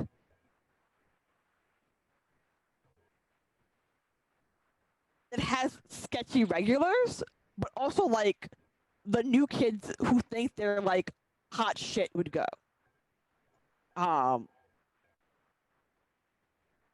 For point of reference as to like the kind of place that this is. So when you enter the bar is run by a woman named Marie. She is a like if you like she's a Kira, you will know she's a lot like Saren. And actually she has a shorter temper than Saren. She is also an ardent and is not afraid to set your ass on fire. Like she has like the thing about Marie is it's called the Saint Marie as a joke.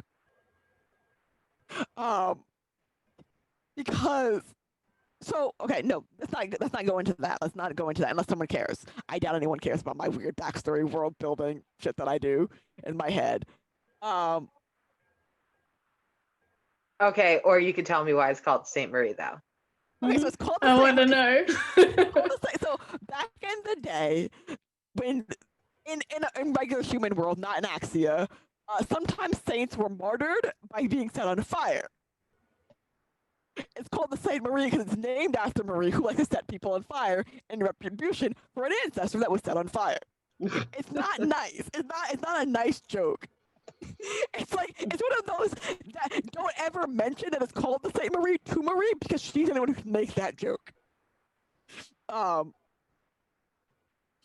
assume it's like that sort of thing where they have all sorts of people in there, and like you know, it might be rough and bar fights might start, but she will stop them. Like she will just. If it comes down to it, it is like there's an unspoken rule of there's the bar and then there's the rest of the bar.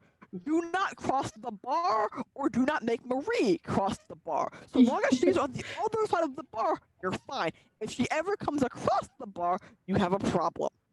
Yeah.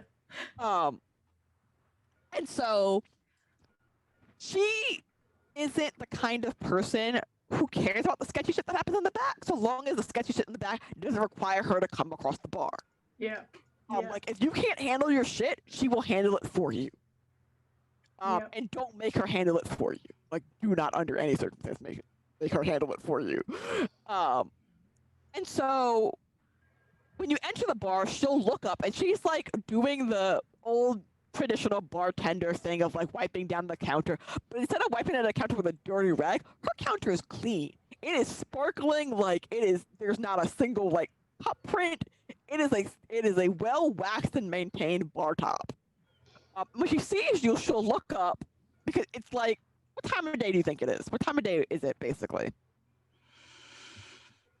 I'm trying to think of what we've done. It is probably evening, right? Because you guys have gone and we've done a bunch of research.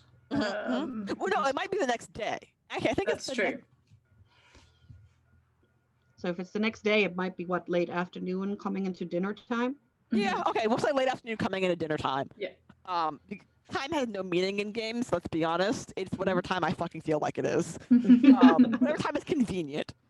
So it is late afternoon, early dinner time when you come in, which is about the time that the working class people get off of work, off of their regular happy hour. It's happy hour. So the bar is kind of full, but also it's full of regulars and Verity, you stand out as not a regular. Where Kira, you're sort of known in the neighborhood, but also not a regular. So when you both come in, Marie will look at you, and she'll look at you, and she'll look at you. Kira is probably slightly oblivious to the awkwardness, and it's just like, "Hey, Marie." Say anything.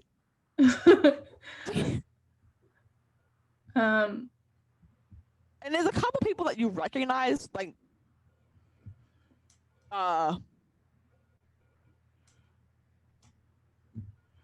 random people from about town. I will name them as if you would like to talk to them or gossip with them. But they're just like people that you recognize from about Gelspar. A couple people that you recognize as being part of the Chasers Guild. Or lower end of the Chasers Guild. A couple people who you recognize as just like we own shops. A couple of like people that you recognize that you bought stuff from or sold stuff to you. Or that you've done favors for. But none of which are Awen. Yeah, I'm sort of like walking in and saying like, hey to everyone, like, did you find your cat in the end? How's the wife? All this kind of just like being friendly.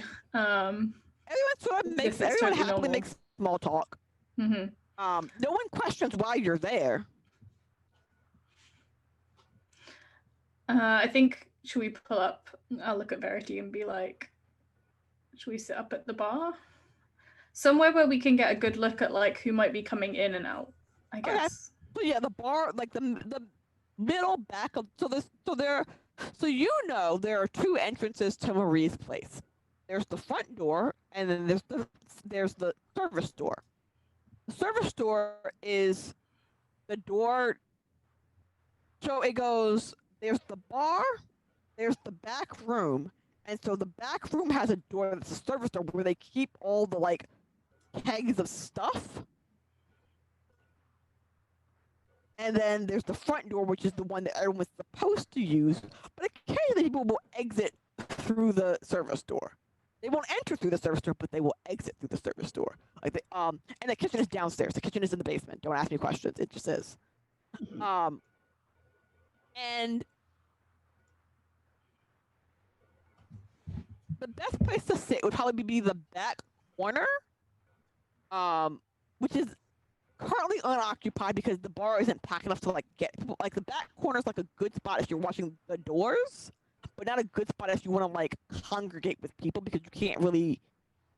It's a corner. It's a harsh corner that has like not bad lighting, but questionable lighting. Like, yeah. So if you sit back there, Marie, one of the servers will like. Not servers. Actually, no, I'll call them servers. Will come like take your drink order. Ask you if you want any food. It's like Marie and like one other person. Let's see. What am I naming this one other person? Male or female? No, I have a name in my mind. I just need to figure out. It's not which it was. No, it's Gigi, but it's not. What is Eva Gabor is plays. Oh, she doesn't have a name. Oh, we're gonna go with Eva. I'm naming them after Aristocats. Not sorry. Your mom is on? No, your mom is on. Yes. Look, I'm paying attention. I can do two things. No, I'm just laughing at chat. I just happen to every once in a while I look up at chat and someone's yelling at me. I can't do two things. I did nothing wrong. I'm laughing. So Eva will take your order, whatever you want to drink, whatever you want to eat. Do you order food and drink? Yeah, loads of it. Okay, so she'll be like, I'll be right on that. And she'll like kind of scamper away. She'll whisper to Marie, who whispers to like what's those tin cans where it has a can on one end and it's the string that goes to the other can, that kind of phone system. It's like down to the kitchen to be like, we're ordering this. And as you're sitting there, you will see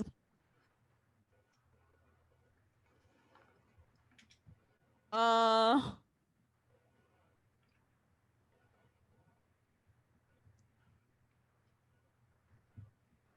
see Jen. And Jen is this dude who is a what's the word for, let's put it this way, if it's not nailed down, he's a klepto? No, klepto implies that there's some sort of like neurological desire to do this. He just doesn't give a shit. Oh, Jen will Like, it spill the could be stink oh, he on got shit. sticky fingers. Sticky fingered. He's sticky fingered. He firmly believes if it's not nailed down, obviously you don't care about it. And you know that he knows Awen, that they sort of not run together in the same circles because they're both chasers. But like, if she needs someone to remove something from someone else, he's the person that she calls. Mhm. Like, they are not friends, but if he needs muscle, he calls her. And if she needs something removed from another person, she calls him. Mhm. It's like they have a mutually beneficial relationship that Business associates. exactly, they're business associates. And so he comes in and like he immediately goes to the bar and immediately is handed a drink. He doesn't even say anything. He just takes a drink. Where did I put her name at? Oh, there. What was his name? Sorry. Jen. So as he comes in, I will lean over to Verity and be like, well, that might be a lead. That's Jen. He runs with Owen. Maybe she'll come in to see him, or maybe we can talk to him. You do know that he is.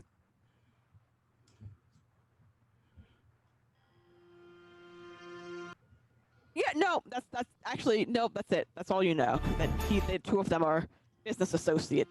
You know, he like has like he's like the youngest son of like a couple of his parents are deceased of old age.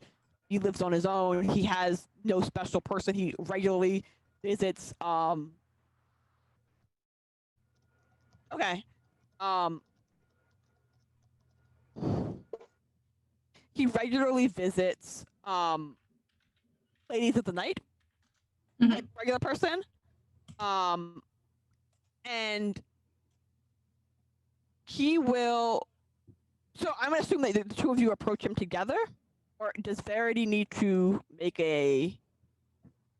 Because okay, actually, let me rephrase this. Let me redo this. So because Verity is a known person of the city guard, I was gonna say, yeah, he's probably not the best person to approach him, because what's the word for it? What's the? I was wondering if he would cut and run. He would cut and run. Yeah. Okay. Yeah. So if Kira approaches, yes. Yeah. I didn't know how well known Verity would be. Cause like, yeah, maybe get her to sort of sit slightly surreptitiously if if there's a chance that people might be like, you know. So I'm gonna say that Verity is known to be a city guard person, but also known to be your friend. Okay. So people won't be, like the two of you being together is not suspect. Her alone would be questions. Okay. Whatever, like it's. Because I think we might have tried to keep it quiet. Because like I think going in to ask about unruly doings, yeah, when like, people know that she's there is gonna be hard. Yeah.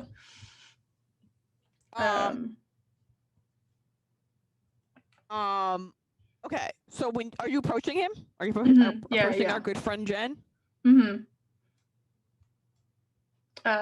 So I will basically just come up and sort of sit next to him and be like, "Hey, Jen." He'll like side eye you, like he does like the slow head turn, like the. And he looks back at his drink and he goes, "I have nothing of So you know Jen because, like I said, Jen likes to take things that doesn't necessarily belong to him, but you can't prove it because it wasn't nailed down. So he has a habit of trading those things to you occasionally. And you don't. Do you question where he gets the things that he brings you? No, not at all. So, I guess unless I have an idea that it might have come from like somewhere in Galdspar, like then I might question. I assume a lot of the stuff that gets brought to me is acquired, and if that's like from Ardell, I'm good with that. I'm a little bit less like, you know, if I recognize it as maybe someone else in the communities or something like that. Yeah, so he does a combination of both of these things. He will be like he never take the thing about it is he's the kind of person to steal your mailbox because he can. He'll return it. He'll leave it somewhere eventually when he decides that he doesn't want it. Like he's not a hoarder. He's just a sticky-fingered little brat. Yeah. Like he takes it to prove that he can do it, not because, yes, I know it's a federal crime to steal a mailbox. I'm well aware that as a daughter of a postal worker, I'm well aware that it's a federal crime to steal a mailbox. Don't fuck with the post office. They have their own police department. Oh my god. They do. They really do. It's crazy. It's mail tampering is a serious offense. Like not paying your taxes. It'll get you sent to jail very quickly. Oddly enough. But anyway, unimportant to the plot. He's the kind of person to steal the mailbox and like put it down like 2 blocks away. Okay. Like, he wants to see it. He wants to prove that he can do it. Yeah. In which case, like, probably we're not always necessarily in the best, like, we don't have the best repertoire, because I think I would refuse to take things that I know, you know, like return this someone right down away. The street. Yeah. Yeah. But I would not classify him as a klepto because it's not a neurological desire to steal things. It's more of a he's an asshole. Yeah. It's more of I'm just an asshole type. And so when he sees you, he's gonna be like, I haven't done shit. Like, why are you? What do you want? Hey, look, I've got no beef with you here. I'm a vegetarian. I'm gonna be straight to the point. I need a favor. Those cost money, things, stuff. What do you have in exchange? I get that. Well, let's say I might have an opportunity for you to get your hands on some things from up in Ardell. But oh, he suddenly looks very interested. But I need something in return. I need to talk to Eowyn, and I need to know what is going on with this. And I will pull out one of the little crystals that we found before. When you mention Eowyn, he sort of like does the you've suddenly lost eye contact thing. Like if he had been looking at you, he is no longer looking at you. He's now looking at his drink. Mm-hmm. He goes, don't know, cannot confirm or deny the current location of a person named Eowyn. Well, that's a shame because there's going to be a really good opportunity for some places that I don't know the location of and when they'll be available for you to go and find some things. Maybe you can remember and I can remember. He's gonna like do the like. It's not that I don't remember so much as I was, and he like stops and thinks, and he goes, there was a kerfuffle. Go on. I don't know if you heard, but there was a kerfuffle. Kerfuffle, whatever it's called. Oh, yeah. Yeah, it was one of those. The kind and he'll like like he's like leaning closer to you, so like not whispering, but he's also not saying it loud because this is not the kind of bar where what he's about to say is necessarily gossip. It'd be gossip, not necessarily problematic. So he tells you that there was a missing case of pixies recently, possibly, that didn't end up where it was supposed to end up. And Awen may or may not be a little unhappy in the present moment. And you know that Awen is a pixie addict. Yes. Yeah. That is her drug of choice. Like. So she's finding it a little bit hard to get what she needs, or it's just missing from inventory? Any leads as to where it might have gone? Anyone particular? He's gonna stop you. He's not missing from inventory, never arrived at inventory. Was failure to deliver product as promised. I see. Any idea who this might have been from? Oh, we just fucking Hobbs. And you know Hobbs as, so Hobbs is in the business of transportation. Okay.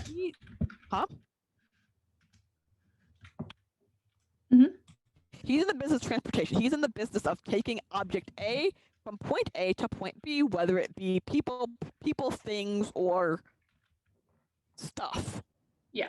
That is his bread and butter thing. He has a ship that he constantly renames, something dragon or something gold. It doesn't matter. It's always one of those two things. Okay.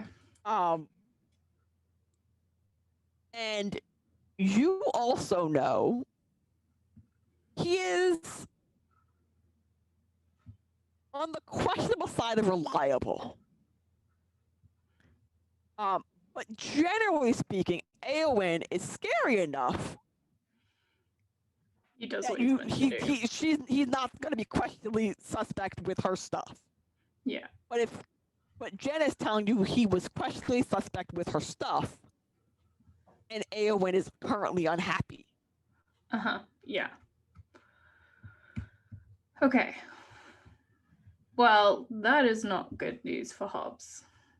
No. He must have had some good reason to fuck this up. And he's gonna be like, knowing Aowen's gonna be mad. He's just gonna be like, I hope.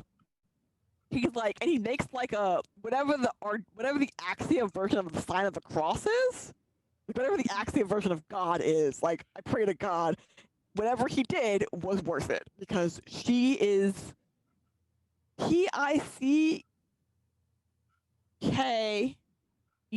off, whatever, ticked off. She's ticked off. She's ticked off. She's ticked off, and a little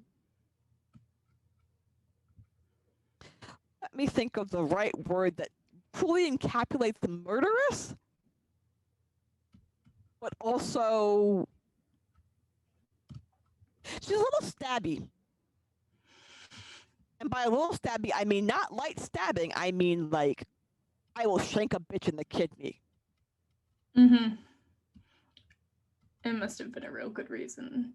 Has anyone seen Hobbs? Would I know like where to find him? So you know that Hobbs pretty much lives and breathes and dies in his ship. If he's not on his ship, he's on a mission. He's on a travel thing.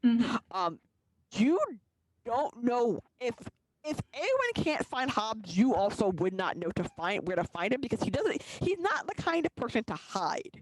He names his ship the Golden Dragon. Like it's not, or the Gilded Dragon, or the gold whatever. Like he's real obvious. Like he's not. And he also smells kind of. You also know he smells kind of funny. And by smells kind of funny, he smells like kebabs all the time. Okay. Which some people might remember from the previous campaign, the kebab smelling dude. As a callback. And so You know that Hobbs isn't the Heidi sort. Like, he's not the Heidi sort. He's not the...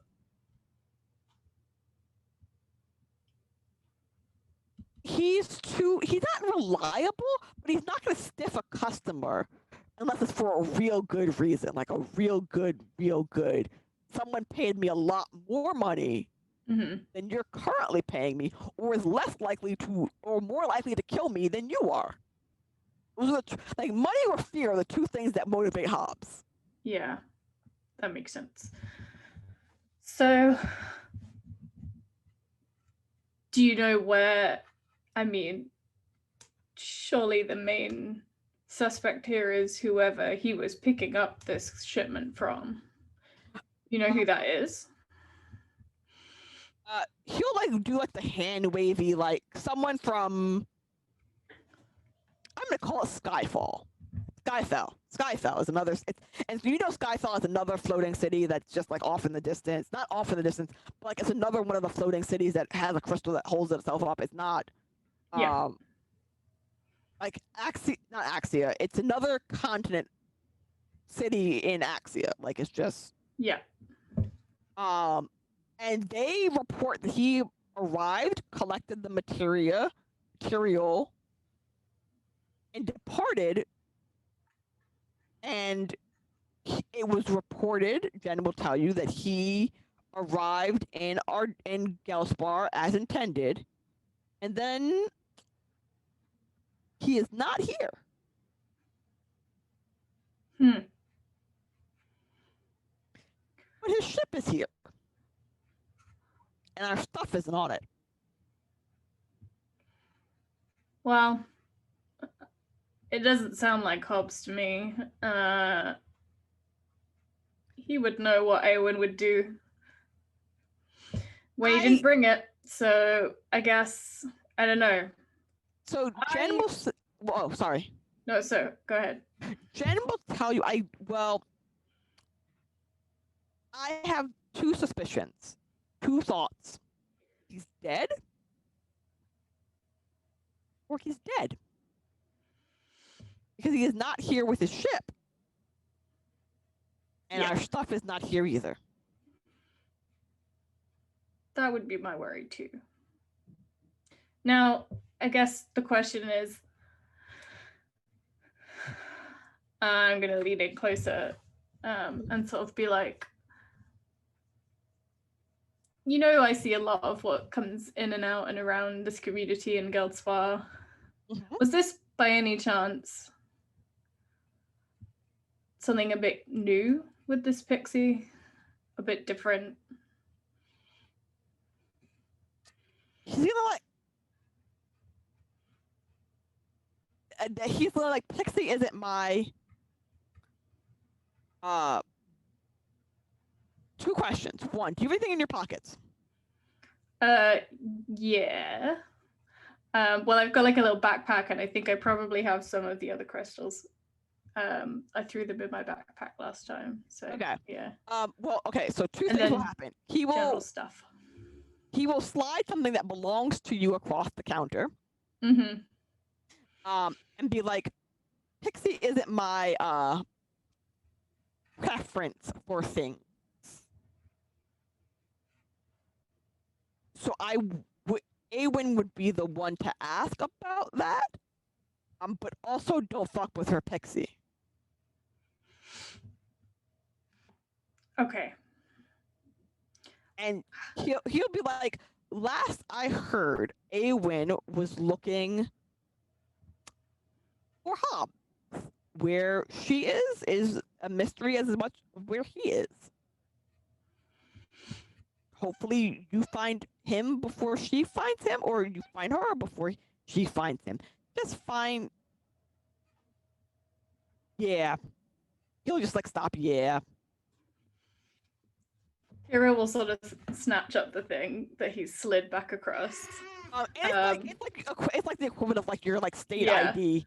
Like he's clearly just like, while you were talking at some point or another, stuck his hand somewhere and just like taking it from you, and now he's returning it. Because again, it's not that he wants it, it's because he can prove that he did it. Yeah, that's the snatch is sort of like fuck you. Like, I can't believe you got past me, but yeah.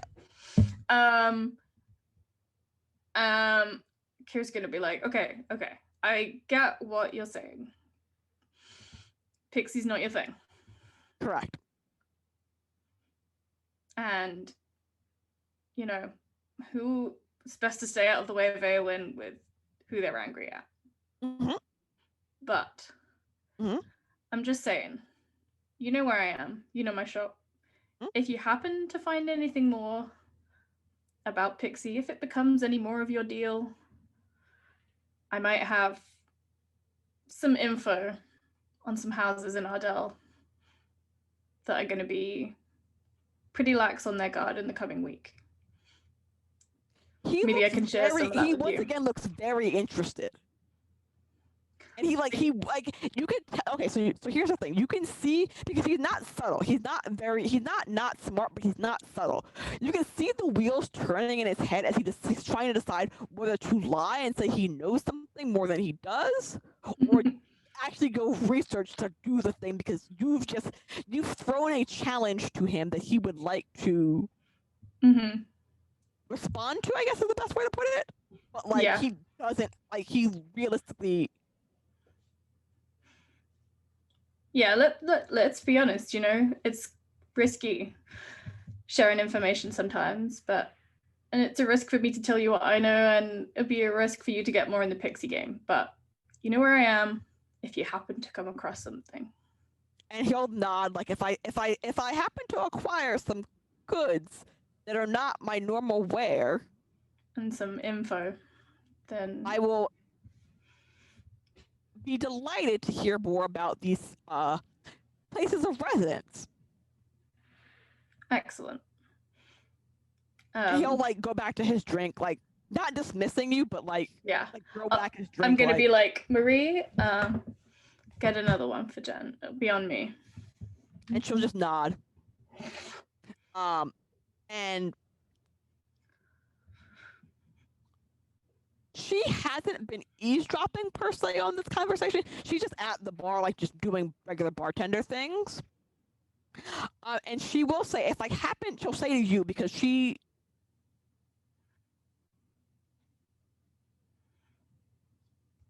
I don't want to say you amuse her, because that's not the right word for it. But she's older than you, and you are a baby.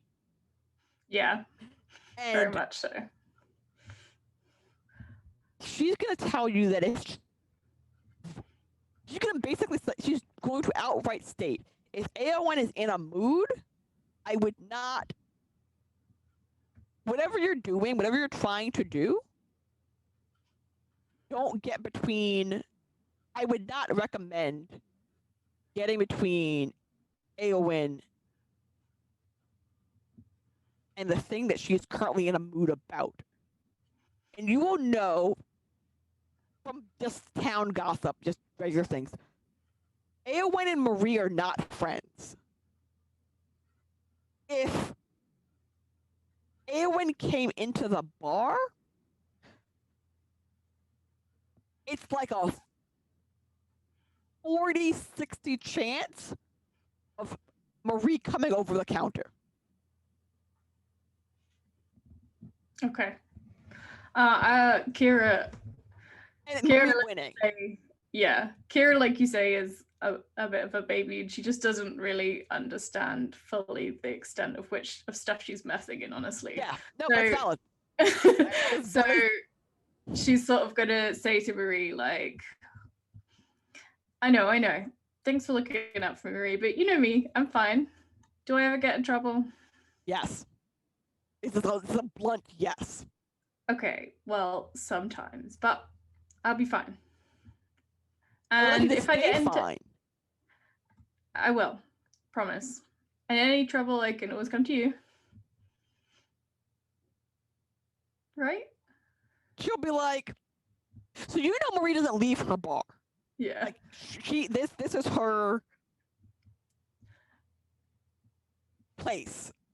Yeah. You'll see, she goes home. She goes grocery shopping. She does normal human being thing. But yeah.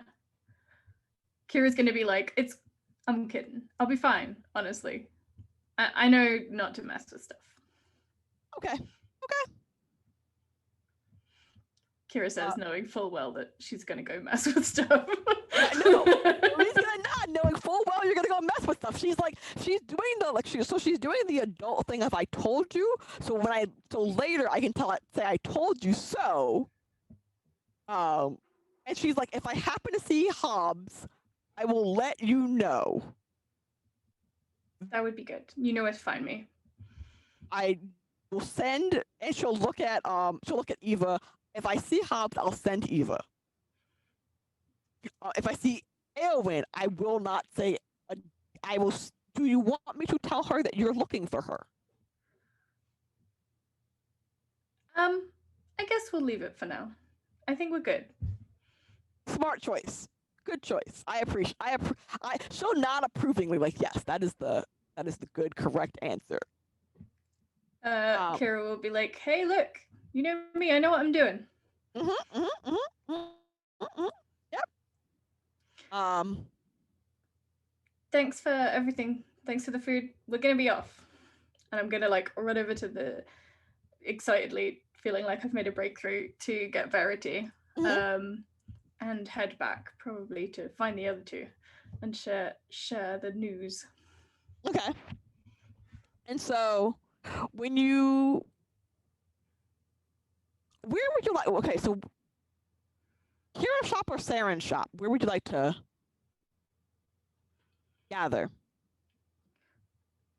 I guess that you've previously made commitments to meet up at a specific place, though I don't know which specific places you're choosing. Let's meet at Kira's shop this time.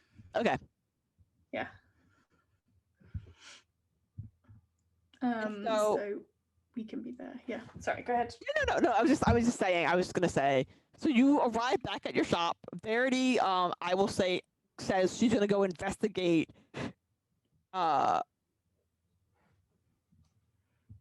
I'll have relayed all of the information to her. Yeah. Yeah. Go investigate the not shipping logs, the air traffic control for when Hobbs left and came back and what the hell he was up to. Type. So she goes off to do that, official police business, and tells you to tell Saren and Sorcha what you've learned. So you get back to your shop. Saren and Sorcha, have you gone shopping already, or are you going to go shopping later? They've, at the very least, gone and looked at things, if not gotten things so far. Okay. It depends on how excited Sorcha got. How excited is Sorcha got? I want to see this montage. I want to see this montage of Sorcha, with a shopping, and Saren really excited. Okay, so we're going shopping. We're gonna. I'm gonna put this out there in the universe. We're going to end this session with a shopping montage. Saren, my love, we're going shopping. You're muted. I started talking 3 times before. I'm like, why can't? Oh yeah, that's why I'm on mute because I was eating popcorn. My bad. No worries. So we're gonna go shopping, and so when you go shopping, there's a place called.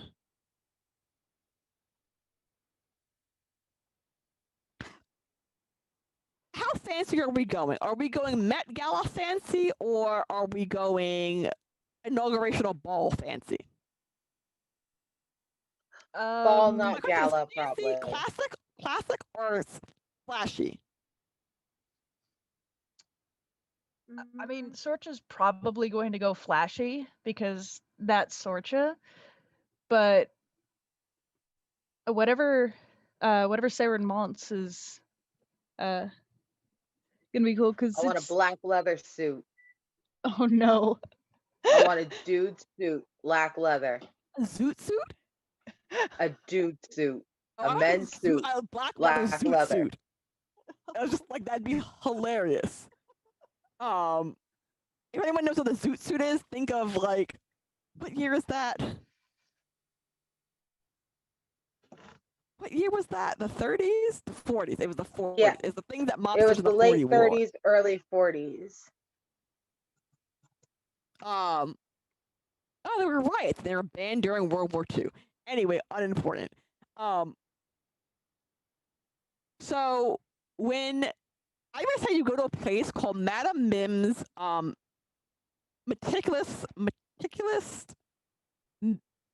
Madame Mim's wares and whatever. I can't think of a name. It's Madame Mim's. It's just called Madame Mim's. Just Works for me. it is run obviously by someone named Miriam. Of course. I think no, but I want alliteration. I'll figure out the alliteration for Madame Mim's later. And when you come in, she'll like she's like a short hair-shaped woman wearing like a what's the word for you know those glasses with the magnifying glasses on them? Yeah. Or like the bifocals? No, like the ones that have like they're bifocals, but like they have glasses and then the glasses and then the jeweler's loop were you? Yeah, the jeweler's loop thingy. And she's wearing them, but like she's wearing like a really big pair, so like the magnification is weird. Like it's for being better at threading needles and seeing fine details, not necessarily looking at jewelry. If that makes sense. Yes. And so she like looks up and like she like flicks her like glasses back and she goes, "You people."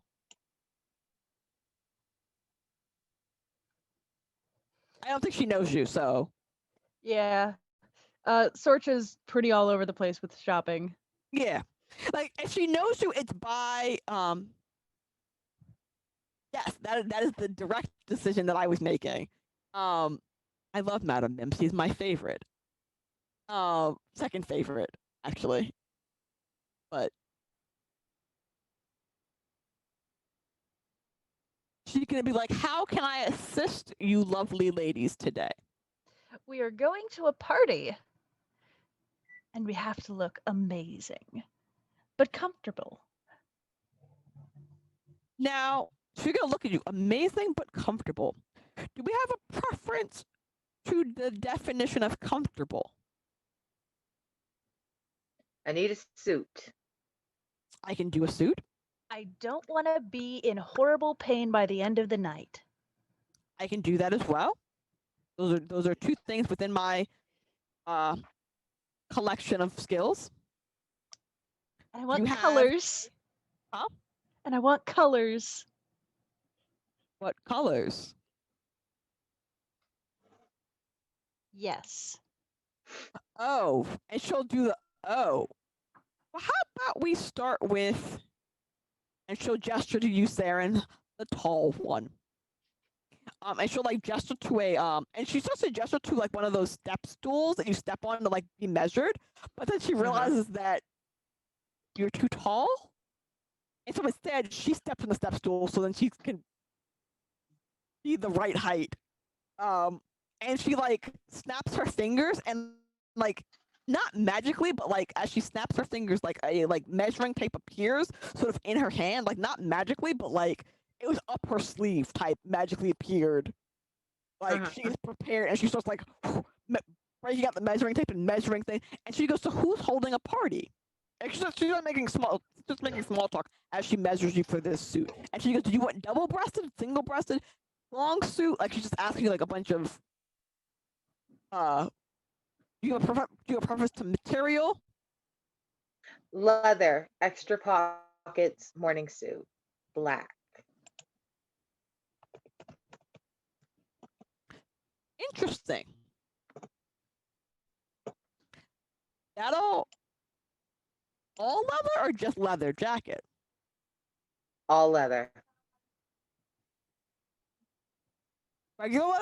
Regular leather, real leather, or vegan leather? And she says vegan leather like it's the grossest thing she's ever said. Real leather. Okay. Side note, the giveaway is now live. If you'd like to enter, please type the word Embers into chat to be entered to the giveaway. If you've already won the giveaway previously, please do not re-enter the giveaway. Though there's nothing stopping you from doing it except for my commentary that says don't do it. Oh no, Val says she can stop them. Okay, cool. But everyone, please enter the giveaway to win a copy of Wailing Song. It is a great little what's the word for it? Vignette set in the Emberwind's world that you might see some of in this campaign, actually, depending on how things shake out. And she'll be like, okay, I can do that. So, and she'll go back to the who's having a party question. I believe his name is Kendrick. The Baron Maddox is having something. Another one of his get-togethers. It's going to be fabulous, fantastic. Ew, and she coos a little bit. I do love his sense of style. Oh, it's impeccable. It is, and she'll chef kiss. Like it is. I wish he was a little more daring in the color. Sometimes the black is a little drab, but I understand that he is technically in mourning.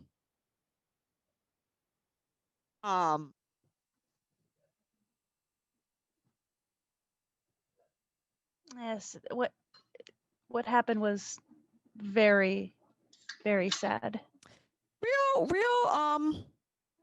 Real unfortunate. Real unfortunate. But he's good to his niece, and he's good to. I mean, and she'll stop, and she's thinking about it. Yes, he's. I wish he would let me dress them. She'll say instead. She's supposed to say something different, but then she stops and then goes with that. Well, you also have an impeccable sense of style, so that would be. That is unfortunate. If they don't shop here. Well, it's just he always gets the same thing when he does come here. She'll look at Saren and be like, he too was a fan of black leather. Though his is more for the lower body, a little more traditional with his tops. Referring to the fact that he generally speaking wears regular cloth, shirts and leather pants, basically. And occasionally, Miss Piper will. She had a gown made by me once. It was beautiful. She never wore it though. Strange. And Piper, Sorcha as Baron Maddox's niece. Not niece, granddaughter. I keep saying niece. I mean granddaughter. His daughter Kendra's kid, who he is technically the legal guardian of, because like I mentioned earlier, she's late teens, early 20s. But you also know she does not live with him. She's always she does wear some really beautiful things though. Oh, she has, and again she does the chef kiss thing. Impeccable taste. A little too bad. She'll be too bad that she rarely has a opportune moment to show off. Great bone structure, that girl. Tall, regal. Oh, absolutely. She could wear anything and just make it look amazing. And she'll nod. And then she'll once she finishes, at this point, she's finished measuring Saren, and she'll look at you, Sorcha, and she'll be like, what color is your hair? I'm asking that. She's not asking that. I believe it's either blonde or red. I'm gonna have to double check. Okay. Either way, okay. So blonde or red still works, but she's like, how do you feel about form blue? Oh, that sounds That sounds wonderful. And for reference, I will put a color of Forum Blue in. It's a great color. I just find it funny. Wait, why can't I find it? How do you feel? Forum Blue and Gold is fuck you, computer. What's the hex code for it, you piece of crap?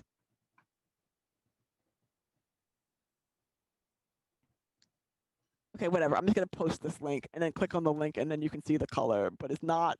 It's you'll be confused, but I will explain. So anyone who's not watching at home, Forum Blue is actually purple, but it's just called Forum Blue. But it's beautiful. It's the Lakers colors. I'm looking for where the link is put. Discord. Ah, okay.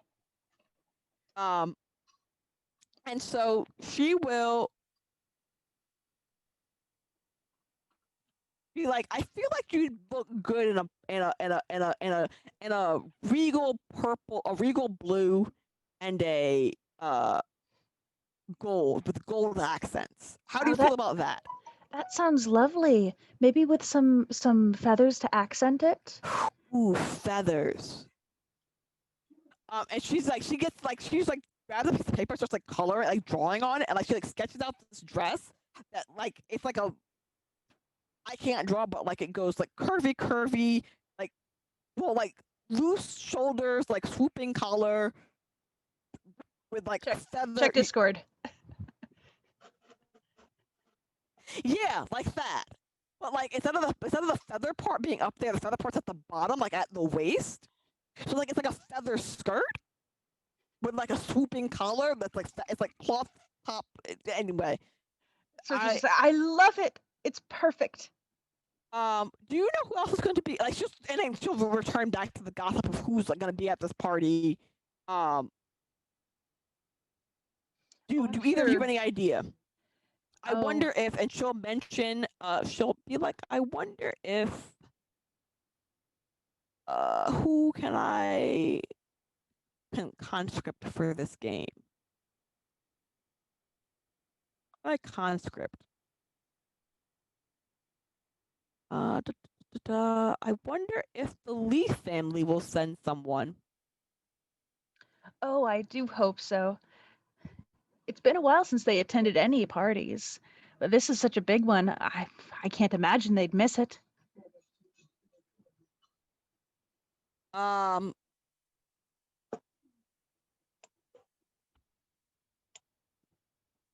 It's true. They are one of the older families of the, and I don't as much as he would like to, I do not believe the Baron would snub them in any way.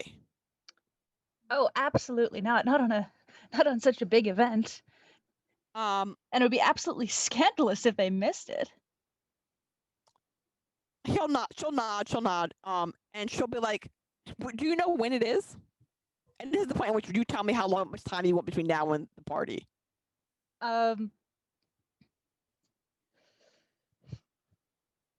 sure they came up with something, but we don't actually know yet. Okay. At least I'm not sure. Okay. How long do you guys think? We'll determine, because I'm going to pretend it is Tuesday. Because I hate naming fake days. And the party will be over the weekend or on the Friday. So it'll be either Friday or Saturday. So you have either 3 days or 4 days. We'll figure it out. And so she'll be like, I can have these done by you in the next 2 days if you'd like to return to collect your wares. Oh, of course. And if anyone else needs anything to wear, we'll be sure to send them here. You've been so nice to us. Thank you. I appreciate your patronage, and I hope that should anyone inquire about your gowns, your beautiful gowns, and your suit, that you will point them in my direction. Oh, absolutely. You can count on it. Oh yeah, we have a winner. It is Shelverin.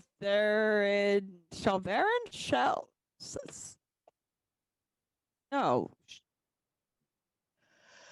It says Sleeve Version is what I want to say, but I know that's not right. I can tell you. It's Sliveshrin. Sliveshrin? Sliveshrin. Or is it is a part silent? Sliveshrin? Sliveshrin. Sorry, Yeah. I muddled that. But It's a hard congratulations on word. winning the giveaway. Contact Val to get your copy of the code for Wailing Song. Val will tell you how to get in contact with her. And as you two are leaving the shop,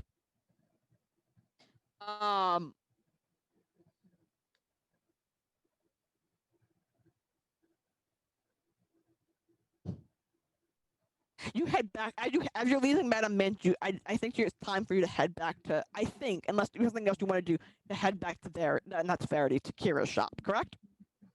Yeah. Yes. Let's head back to Kira's. Okay, cool. And that is where we're gonna wrap our game. Actually, ooh, is another picture. Yeah, like that. Exactly like that. So thank you everyone for watching. Thank you everyone who entered the giveaway. Thanks everyone who's been lurking in chat and talking in chat and doing all these things. We're gonna go around the room. We're gonna go around the Zoom call, I guess, and reintroduce ourselves and say where you can find us on the internet and all of that jazz. Wes, you are first. Yay. Yeah. I'm Zweth. Find me on the internet as Zweth, or Zwethra is my handle. I play in this game. I do a few other games, not any at the moment, but I tend to pop up on various places. And I stream on my Twitch channel, which will be my first time tomorrow morning. So come join me. It will be 9 a.m. GMT. So if you get up early on a Sunday, or in the UK, or in the early hours of the morning over the pond, check it out. Cool. Arnica? All right. I'm Arnica, and you can find me online on Twitter at ArnicaXRoss. And here every Saturday, although I'm thinking about maybe applying for 1 or 2 more games because I'm just having so much fun. Yay! Yeah. Free? Hi. I'm around on the internet, mostly on Discord these days. On very rare occasion, I do stream on Twitch, which is Twitch TV./Bloodcry. But yeah, that's where you can find me. And our lovely V had to step away to go deal with some vehicular I was gonna say vehicular manslaughter, but that's not the right word. Mayhem. Huh? Mayhem. Mechanical mayhem. But they can be found on Twitter at Miss there, it's in chat. It's just in chat, and they're also on Twitch. And hi, I'm Imani. Like I said, you can find me on Twitter at mcatterdev. You can find me on Twitch at Margaret TV. Holy crap! Hi, Raiders. Welcome as we're leaving. I'm sorry, Raiders. This is we're heading. Oh no, we're raiding them. Never mind. I can't read. Anyway, goodbye. You can find me on the internet doing things. It's been wonderful. I will see you all next week. Have a great American holiday. Bye. Bye, everyone. Bye. Bye.